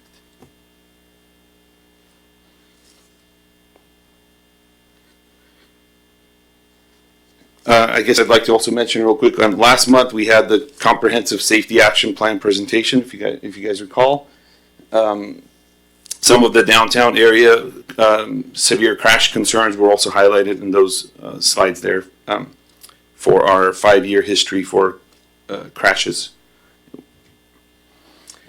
And exhibit that's shown there is kind of what was used for when we applied for the state funding, and it shows the kind of the concept a little bit more detailed.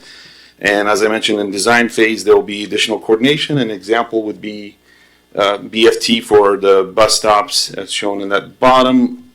There will likely be some coordination to make sure there's a safe access for users of the bus to get on, which could be in the form of raised pad of some sort.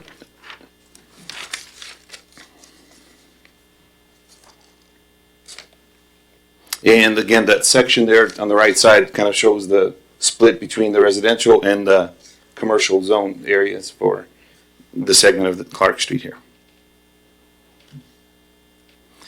And these are just some of examples of the cycle track, kind of highlighting it is kind of a little more unique to our area at least, but there are several examples of that happening in lots of places. Our neighbors across the river in City of Richland will also be introducing one on their one-way project for George Washington Way in Jadwin. So yeah, these are just examples for visual, different types.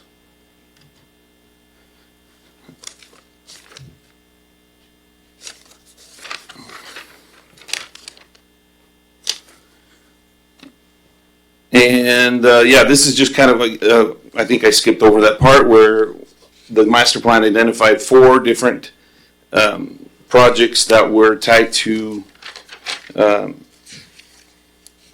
safety I'm trying to remember the category name, active and safe streets and public places for all. That was the category for the 4 goals that the master plan identified at the time.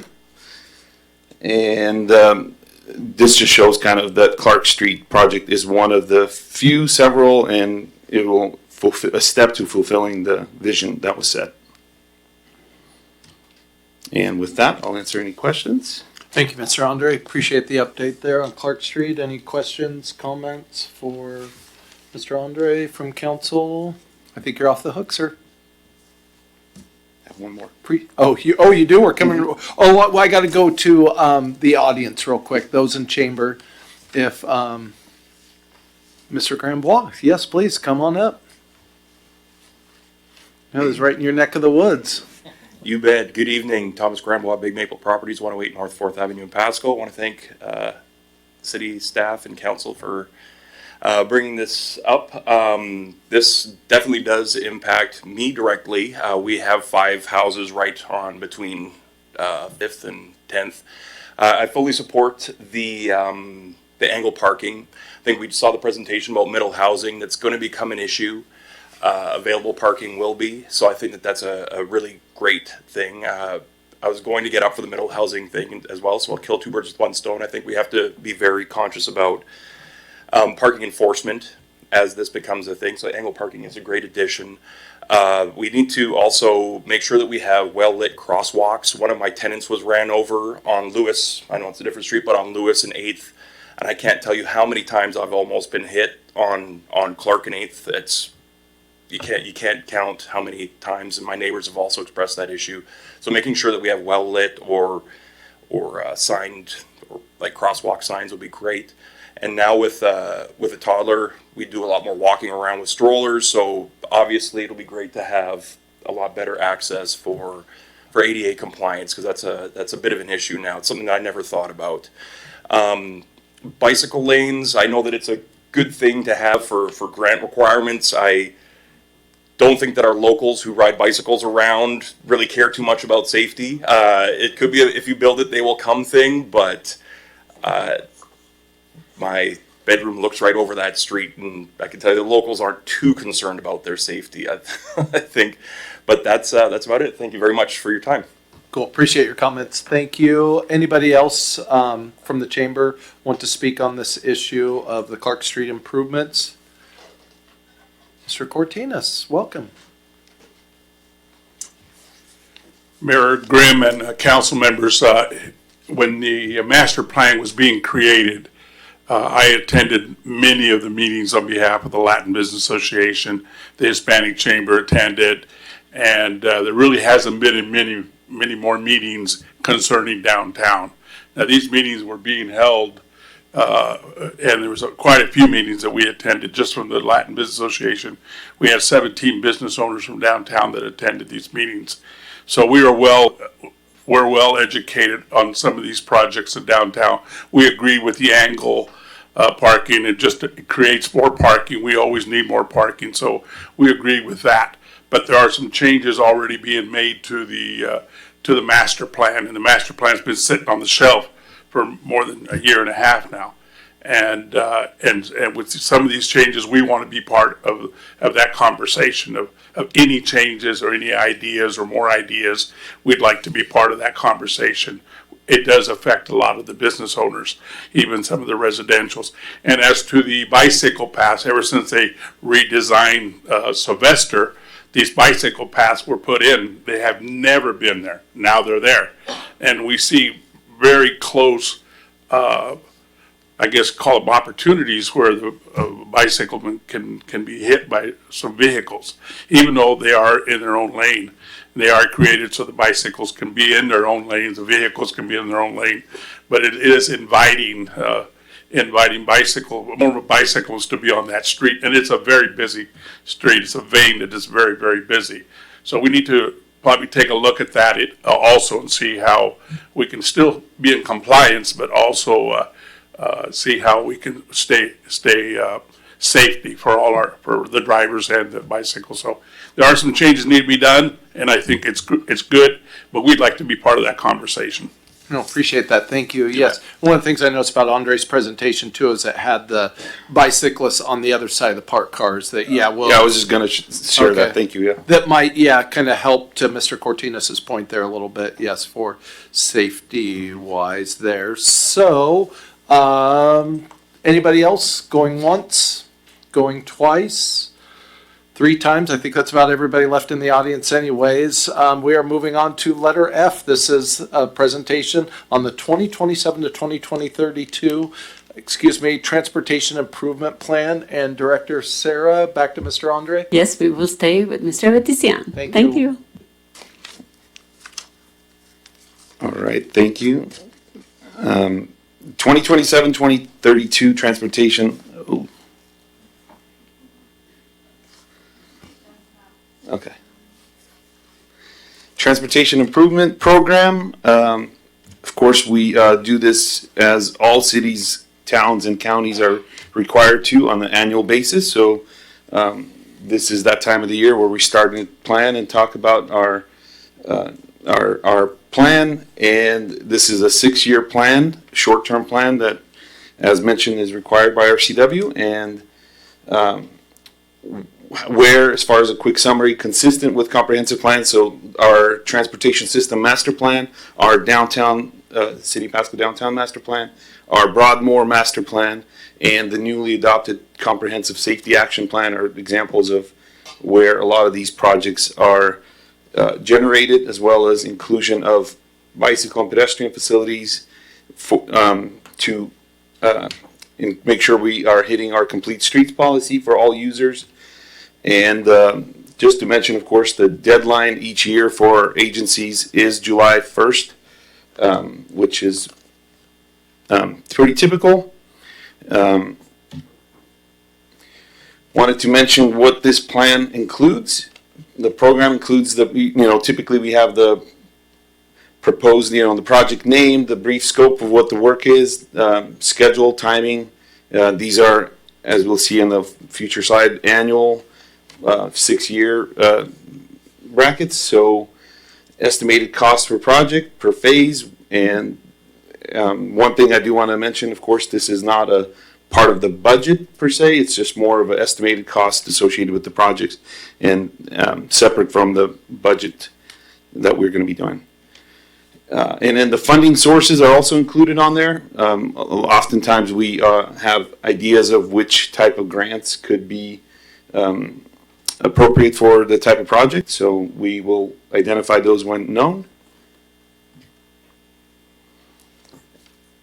As I mentioned earlier, those are kind of the master plans. That's the typical where we adopt in general ideas, but also our community and stakeholder engagement is a big part of our annual. We do a couple meetings in person and online, and we do have a website update that incorporates comments that we receive both in person and the online comments submitted. We are getting ready to kickstart that as with this presentation, and by I think some of the dates are already, as far as initial dates for the in-person and events are already in the works. I think by the end of this week we're anticipating to have the locations set in stone to make sure we have those available, and those will be announced for the initial meetings. And then one other aspect is, of course, operational and maintenance needs. So if there's any issues that we are known, we try to identify those and add them to our program. And just to clarify, this is just a transportation improvement program. We also have the capital improvement plan, and that is includes the transportation project, but also all the utility projects as well. Of course, you guys have these, and you don't need to see all this. This is just a copy of the our current one, which was established last year in June and adopted. But that's just kind of the outline of what our current list of projects is. And as you see in the blue, the way we identify in the blue section, which is the heavy section, is the actual projects that include mostly the design and construction phases. The green section down below has the programs, and some of them are still currently unfunded, like our neighborhood traffic calming program, as an example. And then the orange peach color there is for plans and studies. We have several that were listed there. And as part of this year's process, as we will be I guess highlighting last year's again, this is there were 45 total projects last year, 3 programs and 5 studies. So the next steps we're going to be doing are identifying the completed projects that were to be done, either already completed or to be done by the end of this year, and those will be coming off the list for next year. That'll be the easy step, I guess, and then update project funding sources, cost, schedules. Sometimes things change. Even though it's an existing project that's carried over, we do revisit all of them. And then the incorporation of the new projects and confirming prioritization will be kind of one of the last steps. So yeah, this is highlighting the steps again.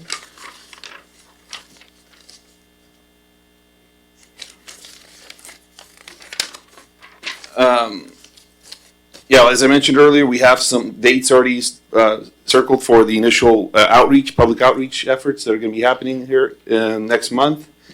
And we will be bringing the feedback to you guys, and having a couple rounds of option to discuss and edit anything based on public feedback. With our first draft being, like I said, taking away the ones that are being completed, and some of the ones that were identified that could be added. As an example, the comprehensive safety action plan that we just saw last month had several proposed projects, which will likely show up on our list as well. And the goal, of course, we'll have a public hearing that's scheduled for late May there, and the goal is to adopt. We currently have that penciled in for June 15th, which is the last opportunity for a regular meeting before that July 1st deadline. So with that, any questions? Council have any questions for Mr. Andre? Councilmember Campos. Just for clarification. I'm sorry. Go ahead. Sorry. Sorry about that. Just for clarification on that list that you have with all the blue, you said 45. Is that like ranking priority, or is that just? It was last year, yes. So some of those, I guess I should have clarified, some of the top ones there you see are already funded projects. So it does help when you have the funding there. So we'll identify them as they're in progress, or they have the funding to be. So, and then the ones towards the bottom, you'll likely, it's a prioritization and availability of funding at the same time. Thank you. Thank you. Councilmember Perales. Thank you. Yeah, that was my question. Well, that was just a piggyback on that one. The ranking. So one, does that mean it's priority and then it works itself down? Sort of. I mean, yeah, we try to identify the highest needs, but really it's a combination of funding and sources. So yeah, just because the project's down number 10, but we happen to be waiting for the grant to tell us, oh yes, you guys got the money, it'll obviously keep moving forward. So, Director Sarah. Yes, and to add to that, sometimes what happens is if you look at the years and the amount of expenditure in those years, we want to make sure that those projects that are already funded and underway, we want to wrap those up. And so those stay at the top of the list because they don't go as far in years of expenditure. And so ultimately what you end up having is that list where you have this like nice, I call it like a staircase of funding that extends further out in years the further down you go in your list. And that is a way much easier for the reviewer, especially in the general public, when they want to see when is this project happening, instead of jumping around in the list. And it's like, no, it's the further out it is, the further down it is in the list. And it doesn't mean that it's not important. It means that it's scheduled further out and that we have things that we either have already funded, as Mr. Avetizian just mentioned, or we have a top priority. So if we apply for something, get funded, it brings that project further up, right? Because we want to make sure that we're using those external funds, leveraging the external funds with small contributions from local in a timely manner to not put at risk that funding as well. Thank you. Anybody have anything else? I guess that would just be my one comment is nudge your boss over there to get some more grant money so we can put you to work building some bridges, overpasses, and interchanges, Mr. Andre. That's what I got. Thank you. Let's turn it over to the chamber. Does anybody want to provide any public comment on our transportation improvement program?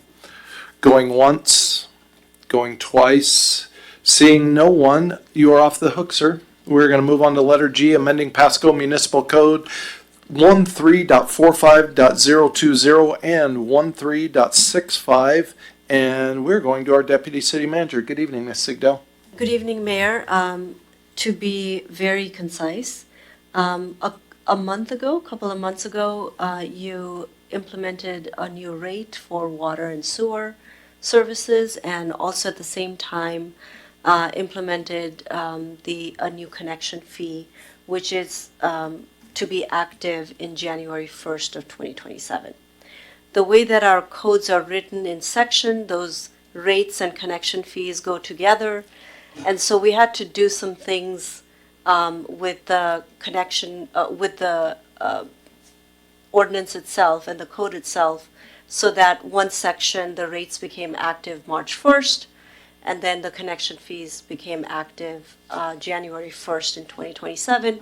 In that process, we realized we missed something while we're updating our code, and so essentially this is a correction to make sure that we're still able to charge the connection fees that have historically been in our code up until December 31st, 2026, after which the new connections fees will be active. So we caught that as we were updating the codes, and so we're just asking for a correction of that action.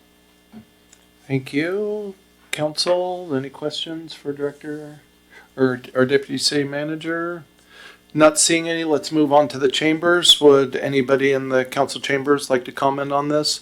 Going once, going twice, and seeing no one, we are going to move on. Find my spot again here. Letter H. Right. Washington State Recreation Conservation Office grant applications.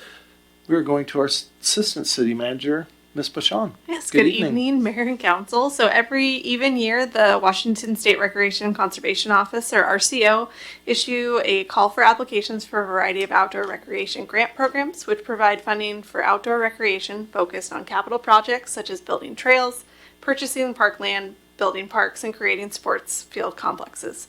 Depending on the grant, first submittal of the applications are due either in April or November. Grant applications require council action by resolution, and that is the reason we're here for you tonight. Staff has reviewed our CIP projects list for Parks and Recreation and the available grants. And we're here to present on our recommendations this evening. Brent Kubalik, our Recreation Services Manager, will provide you an overview of the recommended projects for submission. What we're asking, or what we're seeking tonight from council, is direction to bring a resolution back at an upcoming council meeting that approves the city manager to sign the RCO application authorization resolution. And with that, I will hand it over to Mr. Kubalik. Good evening, Council. Brent Kubalik, Recreation Services Manager. All right, so we'll get into this. So there's a few grants that we're proposing to you that we submit applications for in this round of grants this year. The first one is for the project of land purchase. That's in our CIP to seek for and purchase land for upcoming parks, and one of those features is Shoreline, a park on the west side and Shoreline Drive. And so total estimated cost in the CIP for this, for purchase and development of the park over there, would be a little over $4 million. At this point, we're asking for permission to go for grants, mainly focused on the purchase of land. So there's two grants that we're proposing. One is the Aquatic Lands Enhancement Account grant program. This will allow us to apply for up to $1 million. That requires a 50% match for that grant. But also there's the Washington Wildlife and Recreation Program Water Access Grant, which also allows up to $1 million grant and requires a 50% match. The good thing is those two grants can be used to match each other. So if we applied for and were successful in getting both grants, we would be matching, supplying the match via the other grants. So that would save the city on that. So as it says there, applying for the two grants to act as matching funds to each other. If successful in obtaining both grants, then no financial impact to the city. If successful in one grant but not the other, then the city would be responsible for the 50% matching funds. Currently, we have a little bit of money set aside. It was more of a planning in the Park Development Fund. Additional funds are available in the Neighborhood Park District that area is part of, that we could look to as at least part of that matching 50% if we were not successful in getting both grants. Okay. Next project is Sacagawea Heritage Trail levee lowering. There's a section of the levee that's still high in between Lake Road 54 and 76 along the river. That section, the trail is more narrow. At the edge, there's really not much of a shoulder on either side. As you can see in that first picture, you go off the trail, you're basically dropping right away into, down toward the river. So there's some little more safety concern on that section. This project would allow us to lower the levee down, which would widen the area and allow us to put in a little bit wider trail and still have shoulder on either side. That would mimic more of what we see more down toward the Cable and Blue Bridge, which is kind of pictured on the right there of what that would look like after the levee is lowered and the trail is put in. So total estimated CIP project cost $3.25 million. The grant, Washington Wildlife Recreation Program, trails, there's no limit to the amount we can ask on this, but it does require 50% match for it. So we would apply for half the amount, and we'd have to come up with the other half on that. Right now, city match is undetermined where we would have that from. But. Road 54 Irwin Park, total estimated CIP project cost $1.27 million. The grant we would be going for is the Washington Wildlife and Recreation Program Local Parks. We can get up to $500,000 for development. The city match would come from Park Development Fund on that. So.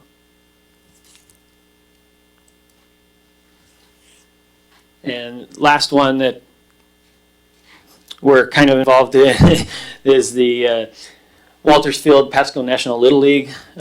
Working with them, they're looking at trying to put lights on the fields down there and help develop those fields up a little bit better. The grant that I'm hoping to go for is, sorry, this was not correct. That's listed there is not correct. The grant is actually, it's the Youth Athletic Facilities Grant is the one that they were trying to go for, that we'd be going for, and that is $1.5 million that it would supply. And the because of the location where those fields are at, the match requirement is only 20%. So it would be about $300,000 match requirement for that $1.5 million. Again, the match would be put forward by the Little League through in-kind and others, so there would be no onus on the city for a match on that. And with this, we are working with the Pasco National Little League to determine if they should be the lead organization applying or we should. And it's looking like probably that they would be, but we're working with them on that. Okay. Questions? Thank you, Mr. Kabalik. Oh, Councilmember Perales. Thank you, Mayor. No, I appreciate a lot of the products on there, but, I'd really like to suggest one more. I would like for us to put on there a pump track. And the cost for that is a little bit less. I think City of Kennewick did it for like $300,000 to $400,000. So I think that would be a good project to seek grant funding for. That is actually one part that we would be looking at is probably an amenity within the Irwin Park neighborhood park, due to its location. That is on the west end of Wade Park. We have the land there already. It's about 7 acres, and so then we'd be developing that into a park. And due to its connection to the Riverfront Trail at that point, looking at a pump track and or also like a fitness circuit for runners, basically easy access for bikers and runners. You also have the new bike trail along the south side of Sylvester, which also gives bike access to that same property. So it's a good location for locating something like that. Perfect. I'll hold you to it. Thank you. Thank you. Any other comments from council members? No, I appreciate you bringing a lot of these forward. A lot of them are in my district. Appreciate Councilmember Perales. He's also been out to Walters Field and all that and worked through that. Obviously, there's some upgrades that, needs to happen out there. And I've been in discussion with them too and been out there and everything like that. And no, I agree. They've signed a long-term contract or whatever, but some of the needs out there, a grant like this would go a long ways. So I really appreciate you, helping there. So yeah, I'm all for this. I mean, the one I'd love an offline conversation sometime with somebody about the levy lowering. Maybe it's just me. I know it runs right through the heart of my district, and I know a lot of constituents want to see it down for property values. It is a huge safety issue, like you're talking. I mean, it does get really, really narrow up there, but like an old farmer told me one time, if you see a fence there before you take it down, sometimes it's wise to ask, why is that fence up there in the first place? So yeah, I mean, maybe just for my own good, I'd like to, that's a big river and that's a big fence. And yeah, I know there's a lot of people a whole lot smarter than me working on it, but I'd love to be convinced a little more of that. But anyways, that's neither here nor there. Thank you so much. Appreciate it. Let's open it up to the council chambers. Would anybody like to speak on this issue? Going once, Mr. Cortinas, welcome back. I think all these Mayor Grimm and council members, I think all these projects are great, and it looks like a big bill, but really it isn't when you get grants to come in and support and help. And I'm glad to see that Brent's taking the lead on some of these projects. But we already have a lot of other parks that need to be paid attention to and put money into. And I'm a big pet peeve of these restrooms that are not being used. We have, every park has a restroom, and all the restrooms are locked up all summer long.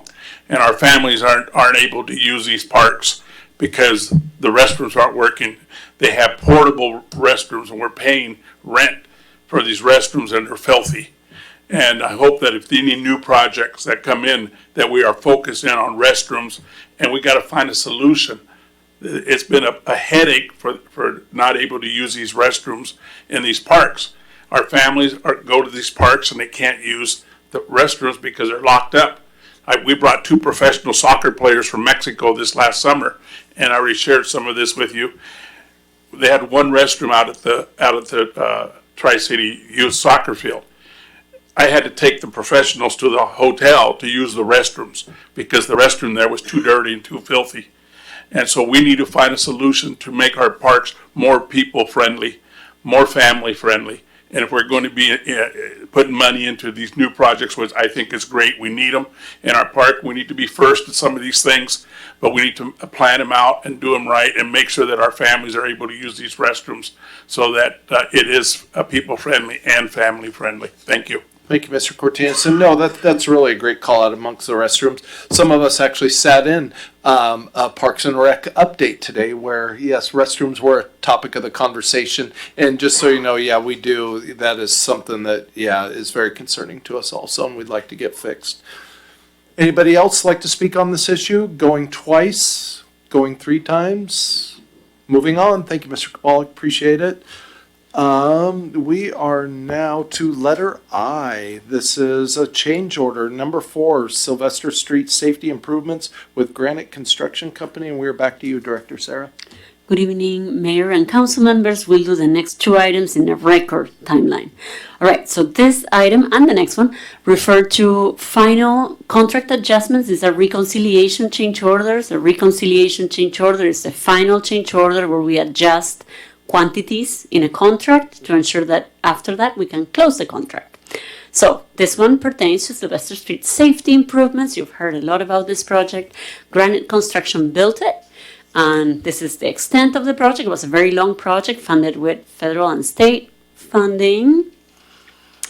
And you can see some of the improvements: reconfiguration of the roadway, pedestrian facilities, bike facilities, new push button activated crosswalks in specific locations to allow for that residential neighborhood to access the Riverview area, the river shore pathways and so on. We were just talking about that. All right, and so the contract was bid out, the project was completed. This is the 4th change order. The total amount of the reconciliation for overruns and underruns of different items in the bid. So it's like additional digging or less sock adding or whatever it is the case. We have a list of everything is detailed in your packet. The total amount for that reconciliation is $115,128.72, and that is an increase to the total contract amount. And because that is beyond our delegated authority, when we look at change orders number 1 to 3, that was below the delegated authority. Now 4 puts us through that threshold. We are bringing it for your action, and this will be the last change order on this project. And with that, should you approve the change order the next regular meeting, the project will then come back at a future date for acceptance. And so we release retainage for the contractor, and we are ready to close the project up. Thank you. Thank you, Director Sarah. Questions, comments from council? Not seeing any. Going to the chamber. Going once. Going twice. 3 times. Not seeing any. We will move on to letter J. Change order number 10. Citywide traffic signal improvements phase 2 with Apollo Incorporated. Back to you, Director Sarah. Thank you very much. Very similar to the previous item, another reconciliation change order. These two projects that you're hearing about tonight are two of a list of about a dozen projects that have been almost completed, and we're just doing the final stages to be able to close the project. So this is citywide phase 2. This is the signal replacement for a series of signals. Overall, the project originally was a full one single project that did all signal updates across the city. Then the project was phased into phase 1, 2, and 3. Phase 1 was built like 10 years ago. I remember these projects were underway when I started working at the city in 2014. So this is a legacy project, so to speak. Phase 2 was then bid out more recently. All right. The contractor was Apollo. And as you can see, those are the locations for most of the signals that were included in that bid. Some of those were alternative, so additives to our bid, and were opted to not be awarded. For example, the Sandifer and Broadmoor light was not included in this project because we had another project taking care of it at that time. So there were about 10 to 12 signals that were part of the project, and you're seeing the locations. The signals were very old, and they were not functioning as well, and this is a safety concern. So the dollars were federal in this case, and we were able to replace those. When we replace signals, we also look at the configuration of the intersection to make sure our crossings are safe, and ADA compliance needs to be brought up to standards at that point. So this project, as I said, was bid and awarded to, I have the wrong contractor there, Apollo. And change orders 1 to 10 had been already processed. Oh my gosh, my slide has some errors, and I apologize. So 1 through 9 had already been approved by council. Number 10 is the one that we're bringing forward tonight. So it is for a total of $122,797.95. So just under $123,000. This is, again, quantities that are adjusted from bid items that were already in our bid, where some things went up based on conditions of the site and some were down.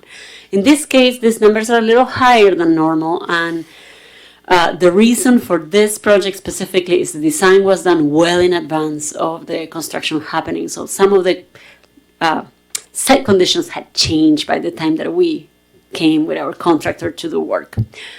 So this is, again, last change order on the project. It's just adjusting the contract to be able to then close it out with no pending payment needed. All right, and with that, I'm happy to answer questions. Thank you, Director Sarah. Questions, comments? Councilmember Perales. Thank you. When you say site conditions changed, I mean, I guess what changed?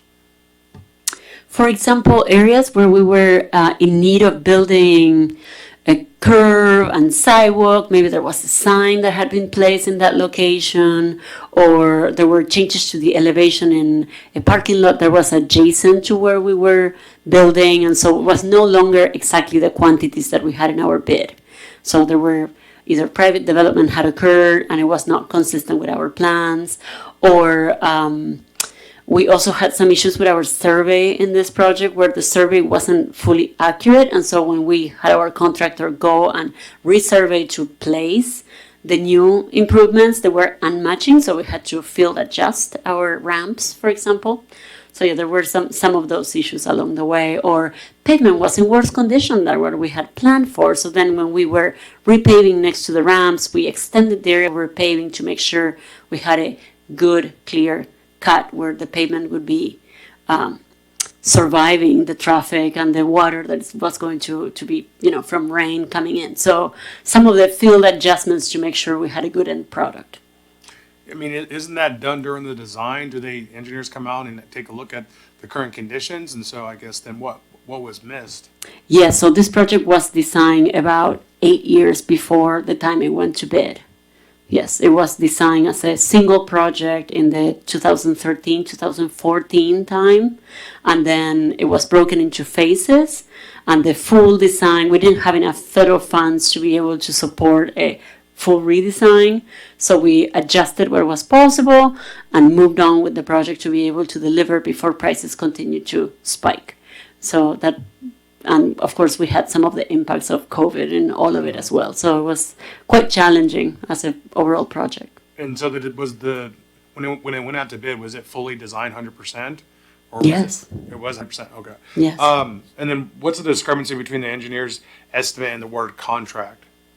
Let me look at those numbers. So this was bid right after COVID or during the COVID long period there, 2021, I believe. So we bid it a couple of times. We rejected bid once at least, that I can remember. And then we rebid in 2022 and awarded it, and the dollar amount for all electrical components for signals had spiked during that time. And if you remember, there were lots of lead items that were extremely delayed, so contractors were really worried.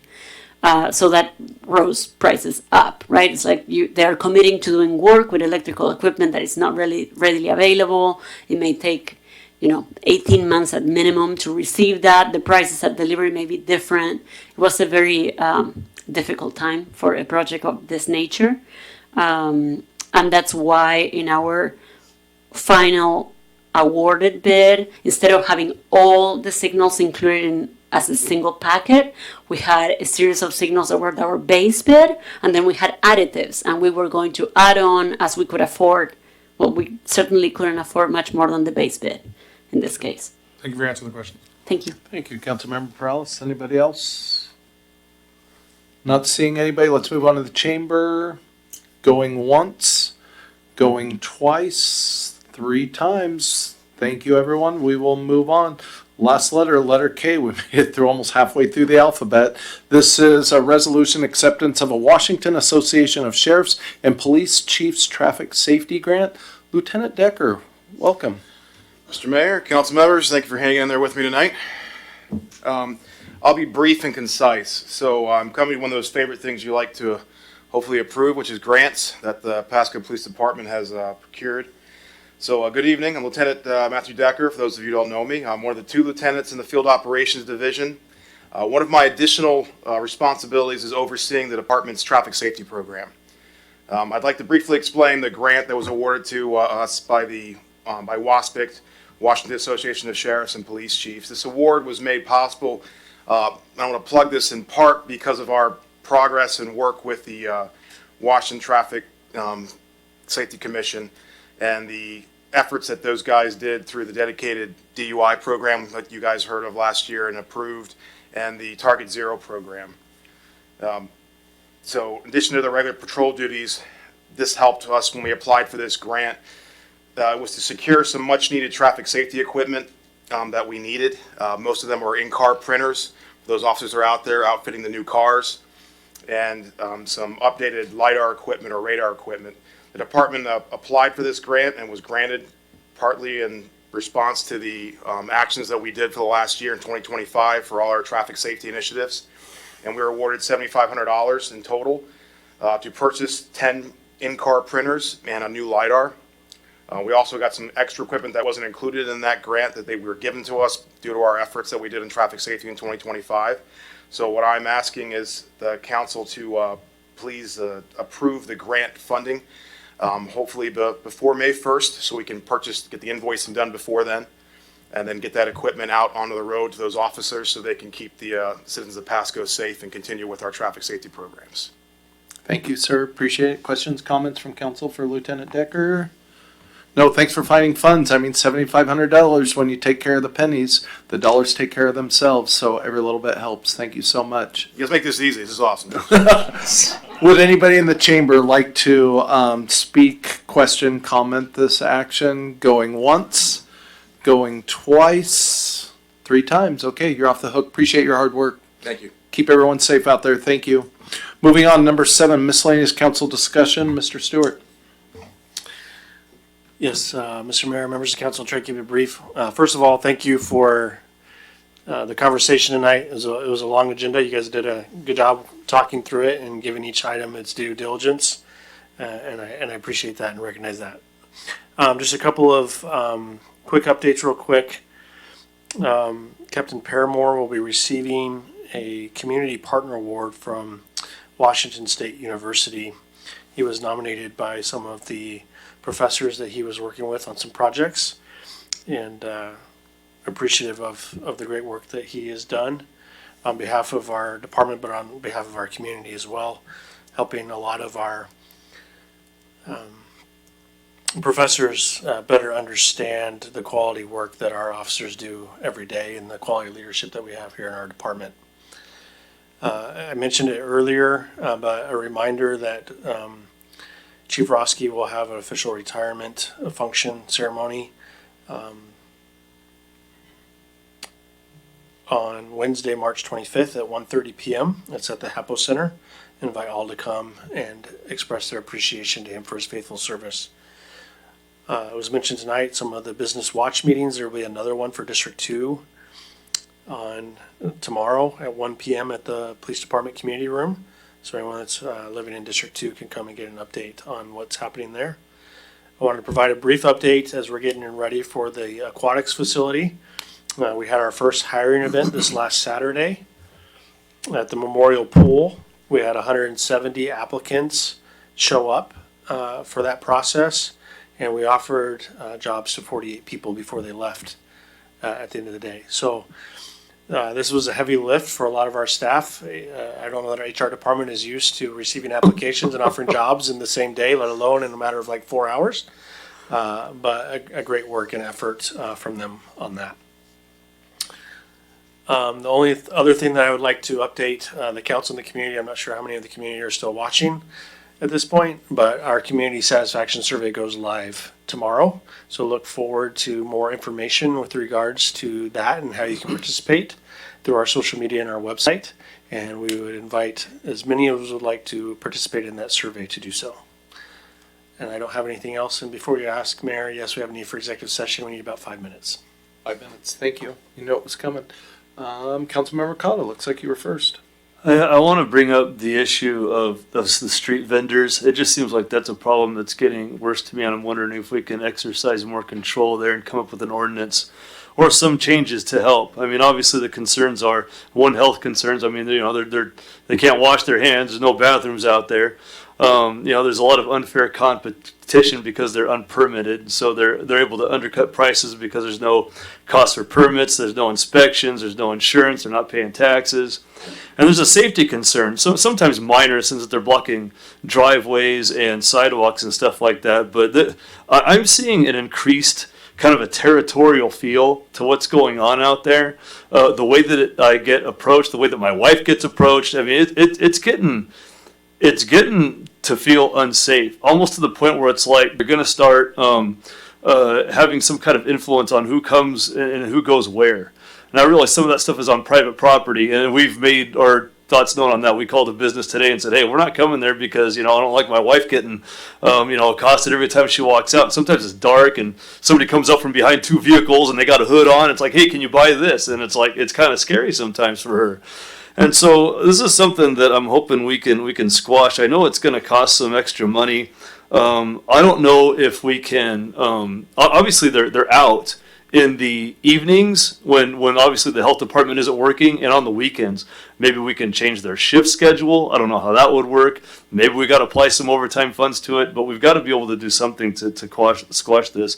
I don't know how much money is going to be required. Obviously, we're losing something in tax revenue. At least we could use that to kind of push forward to doing something. So that's the issue that I've got there. Thank you. Mr. Stewart, did you? Yeah, Mr. Mayor and Councilmember Cotta, in response, I did talk at our last meeting that it is that time of year and there's some things to regulate. I understand that last year the council instructed the city to enforce code enforcement on this and approve some additional funding for overtime to try and do education and enforcement efforts. Staff would welcome direction from council if you want to do that again. We estimate that in order to do that from April through October this year, it would be anywhere from $40,000 to $60,000 in additional staff costs to do the same as last year. Yeah, I would be in favor of it. I know the money's got to come from somewhere, and that's going to be kind of a difficult thing to work through, but The stuff I've just been seeing over the weekend, it's like there's no. It's becoming turf war-ish. You know, I mean, I see guys, and I was sitting in the passenger side of the vehicle while my wife went into the store, and I was kind of looking at my phone. I look up, and there's a guy who was selling stuff. He's right next to my tire, and he's like tying his shoe or something. But it's like, what are you doing there? And he goes up and he talks to his other buddy, and there's just stuff going on. Thank you. I know you probably have something else to talk about, but let's just finish this. Does anybody agree, have a different take on Councilmember Cotta's position there? I mean, there's obviously a game being played. I mean, I see, some of the sellers out there on the sidewalk where their stuff's half on the private property, half on the sidewalk. So it's not to get kicked off the private property, but not to impede the sidewalk. And, they're trying to walk that line a little bit. I can see of trying not to get caught. But I would be for that. I mean, we did it last year because it does kind of get out of control. So, I mean, I would be for that too. But, I mean, there's 7 of us, takes 4 of us. I think just to add, when we had that conversation when the health department came in, is kind of having that pilot program where we have some sort of source of, hey, you've been kind of vetted in a sense, or there's a list or register or whatever. I know that they said, you got to have your license, but I get it. None of them do, and so, and I think there's a difference between the seller who's selling chicharrones and just doing their own stuff versus like the more aggressive sellers, right? They're out there just really kind of peer pressuring you to buy something. So I think there's different elements, and we can find something. But I mean, I'd definitely be in favor too, because I think this is a quality of life. I wouldn't want to feel any of our residents to feel pressures to buy stuff like that. But if we can have some sort of either like a ribbon or a stamp that several businesses might have, or pop-up license, hey, they're certified to operate during the weekends, they're good to go, but these other ones aren't. As long as we're able to distinguish them, I wouldn't have a problem with that. Yeah, we have been. I mean, I'll give Councilmember Perales some kudos. He was one that really kind of led the charge over the last couple of years to making mobile food vending, a whole lot easier, the licensing and that kind of stuff and everything like that. So, After this, I kind of feel like, I mean, we've already kind of discussed this. I mean, we discussed this almost late last spring. I got text messages this weekend showing, that one of those vendors, again, selling tacos on 15th and Sylvester. So I just think we've already went through this, and so it's a matter of just kind of applying what the Department of Health came in, kind of that pilot program. Again, there's individuals out there selling oranges and the produce. We can't do nothing about that, so we've already discussed that. People selling other things, that's a different story. So, no, I'd be in favor of supplying some of that overtime money. But at the end of the day, it comes down to code enforcement, and then them working with our police, and then the police working with the Department of Health. There just needs to be a way to go about it. But at the end of the day, I think the police kind of dictate their priorities, and maybe we can put pressure on certain things. But you got 3 different entities: the Department of Health, PD, and code enforcement. So no, I'd be all in favor of it. But some of these individuals, they're at Albertsons in the morning and they get kicked out, and they're at Walmart in the afternoon. So it's just one of those things, and it's good. You got to have an emphasis on it, because you're right, it is impacting our quality of life. So I'd be in favor of that. Thank you for bringing that up, Councilmember Cotta. Anything else? Yeah, just to add to it, I mean, the Department of Health, what they were adamant about stating is that this is not, these are not individual mom and pop operations. This is organized coming from California. Sometimes it's California produce. But this isn't like, Joe down the street with an acre of cherries wants to sell his cherries, on the sidewalk or something like that. This is something that's going to get worse. Awesome. Thank you. Is that good enough? Okay, Councilmember Perales. Yeah, break out the money, I guess. Yeah.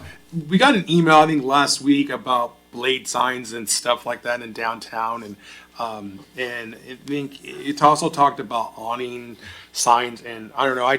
I went through the email a few times, and I kind of felt like it seems like it could be a good policy change to allow the awning sign, as long as it's above 6'8", and that's kind of what the blade signs did. So I kind of want to get some guidance from the rest of the council to see if we can have staff give us a presentation on changing that awning sign height.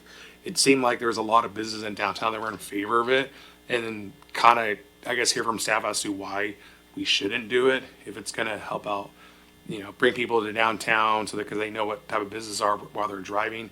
I kind of wanted to have a brief discussion on it. I don't think the CD department's already done a kind of heavy lifting a lot of this stuff, so I just kind of want to hear the reasoning why not to do it at this time.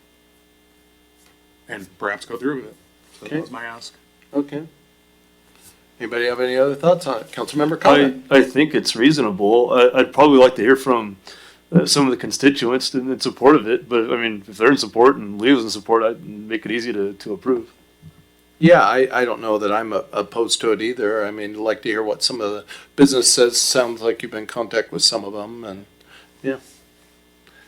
From what I heard from other small business owners, too, they're in favor of it too. And it seems that at some point in time they were already there, because you can see some as you're walking down there, and then they got removed at some point. And I mean, I'm not the tallest person out there, so yeah, you know, it's hard to hit me with one of those signs. So, but jokes aside, I think that that'd be a good way if we can make it easier for them. I mean, I won't fight for it.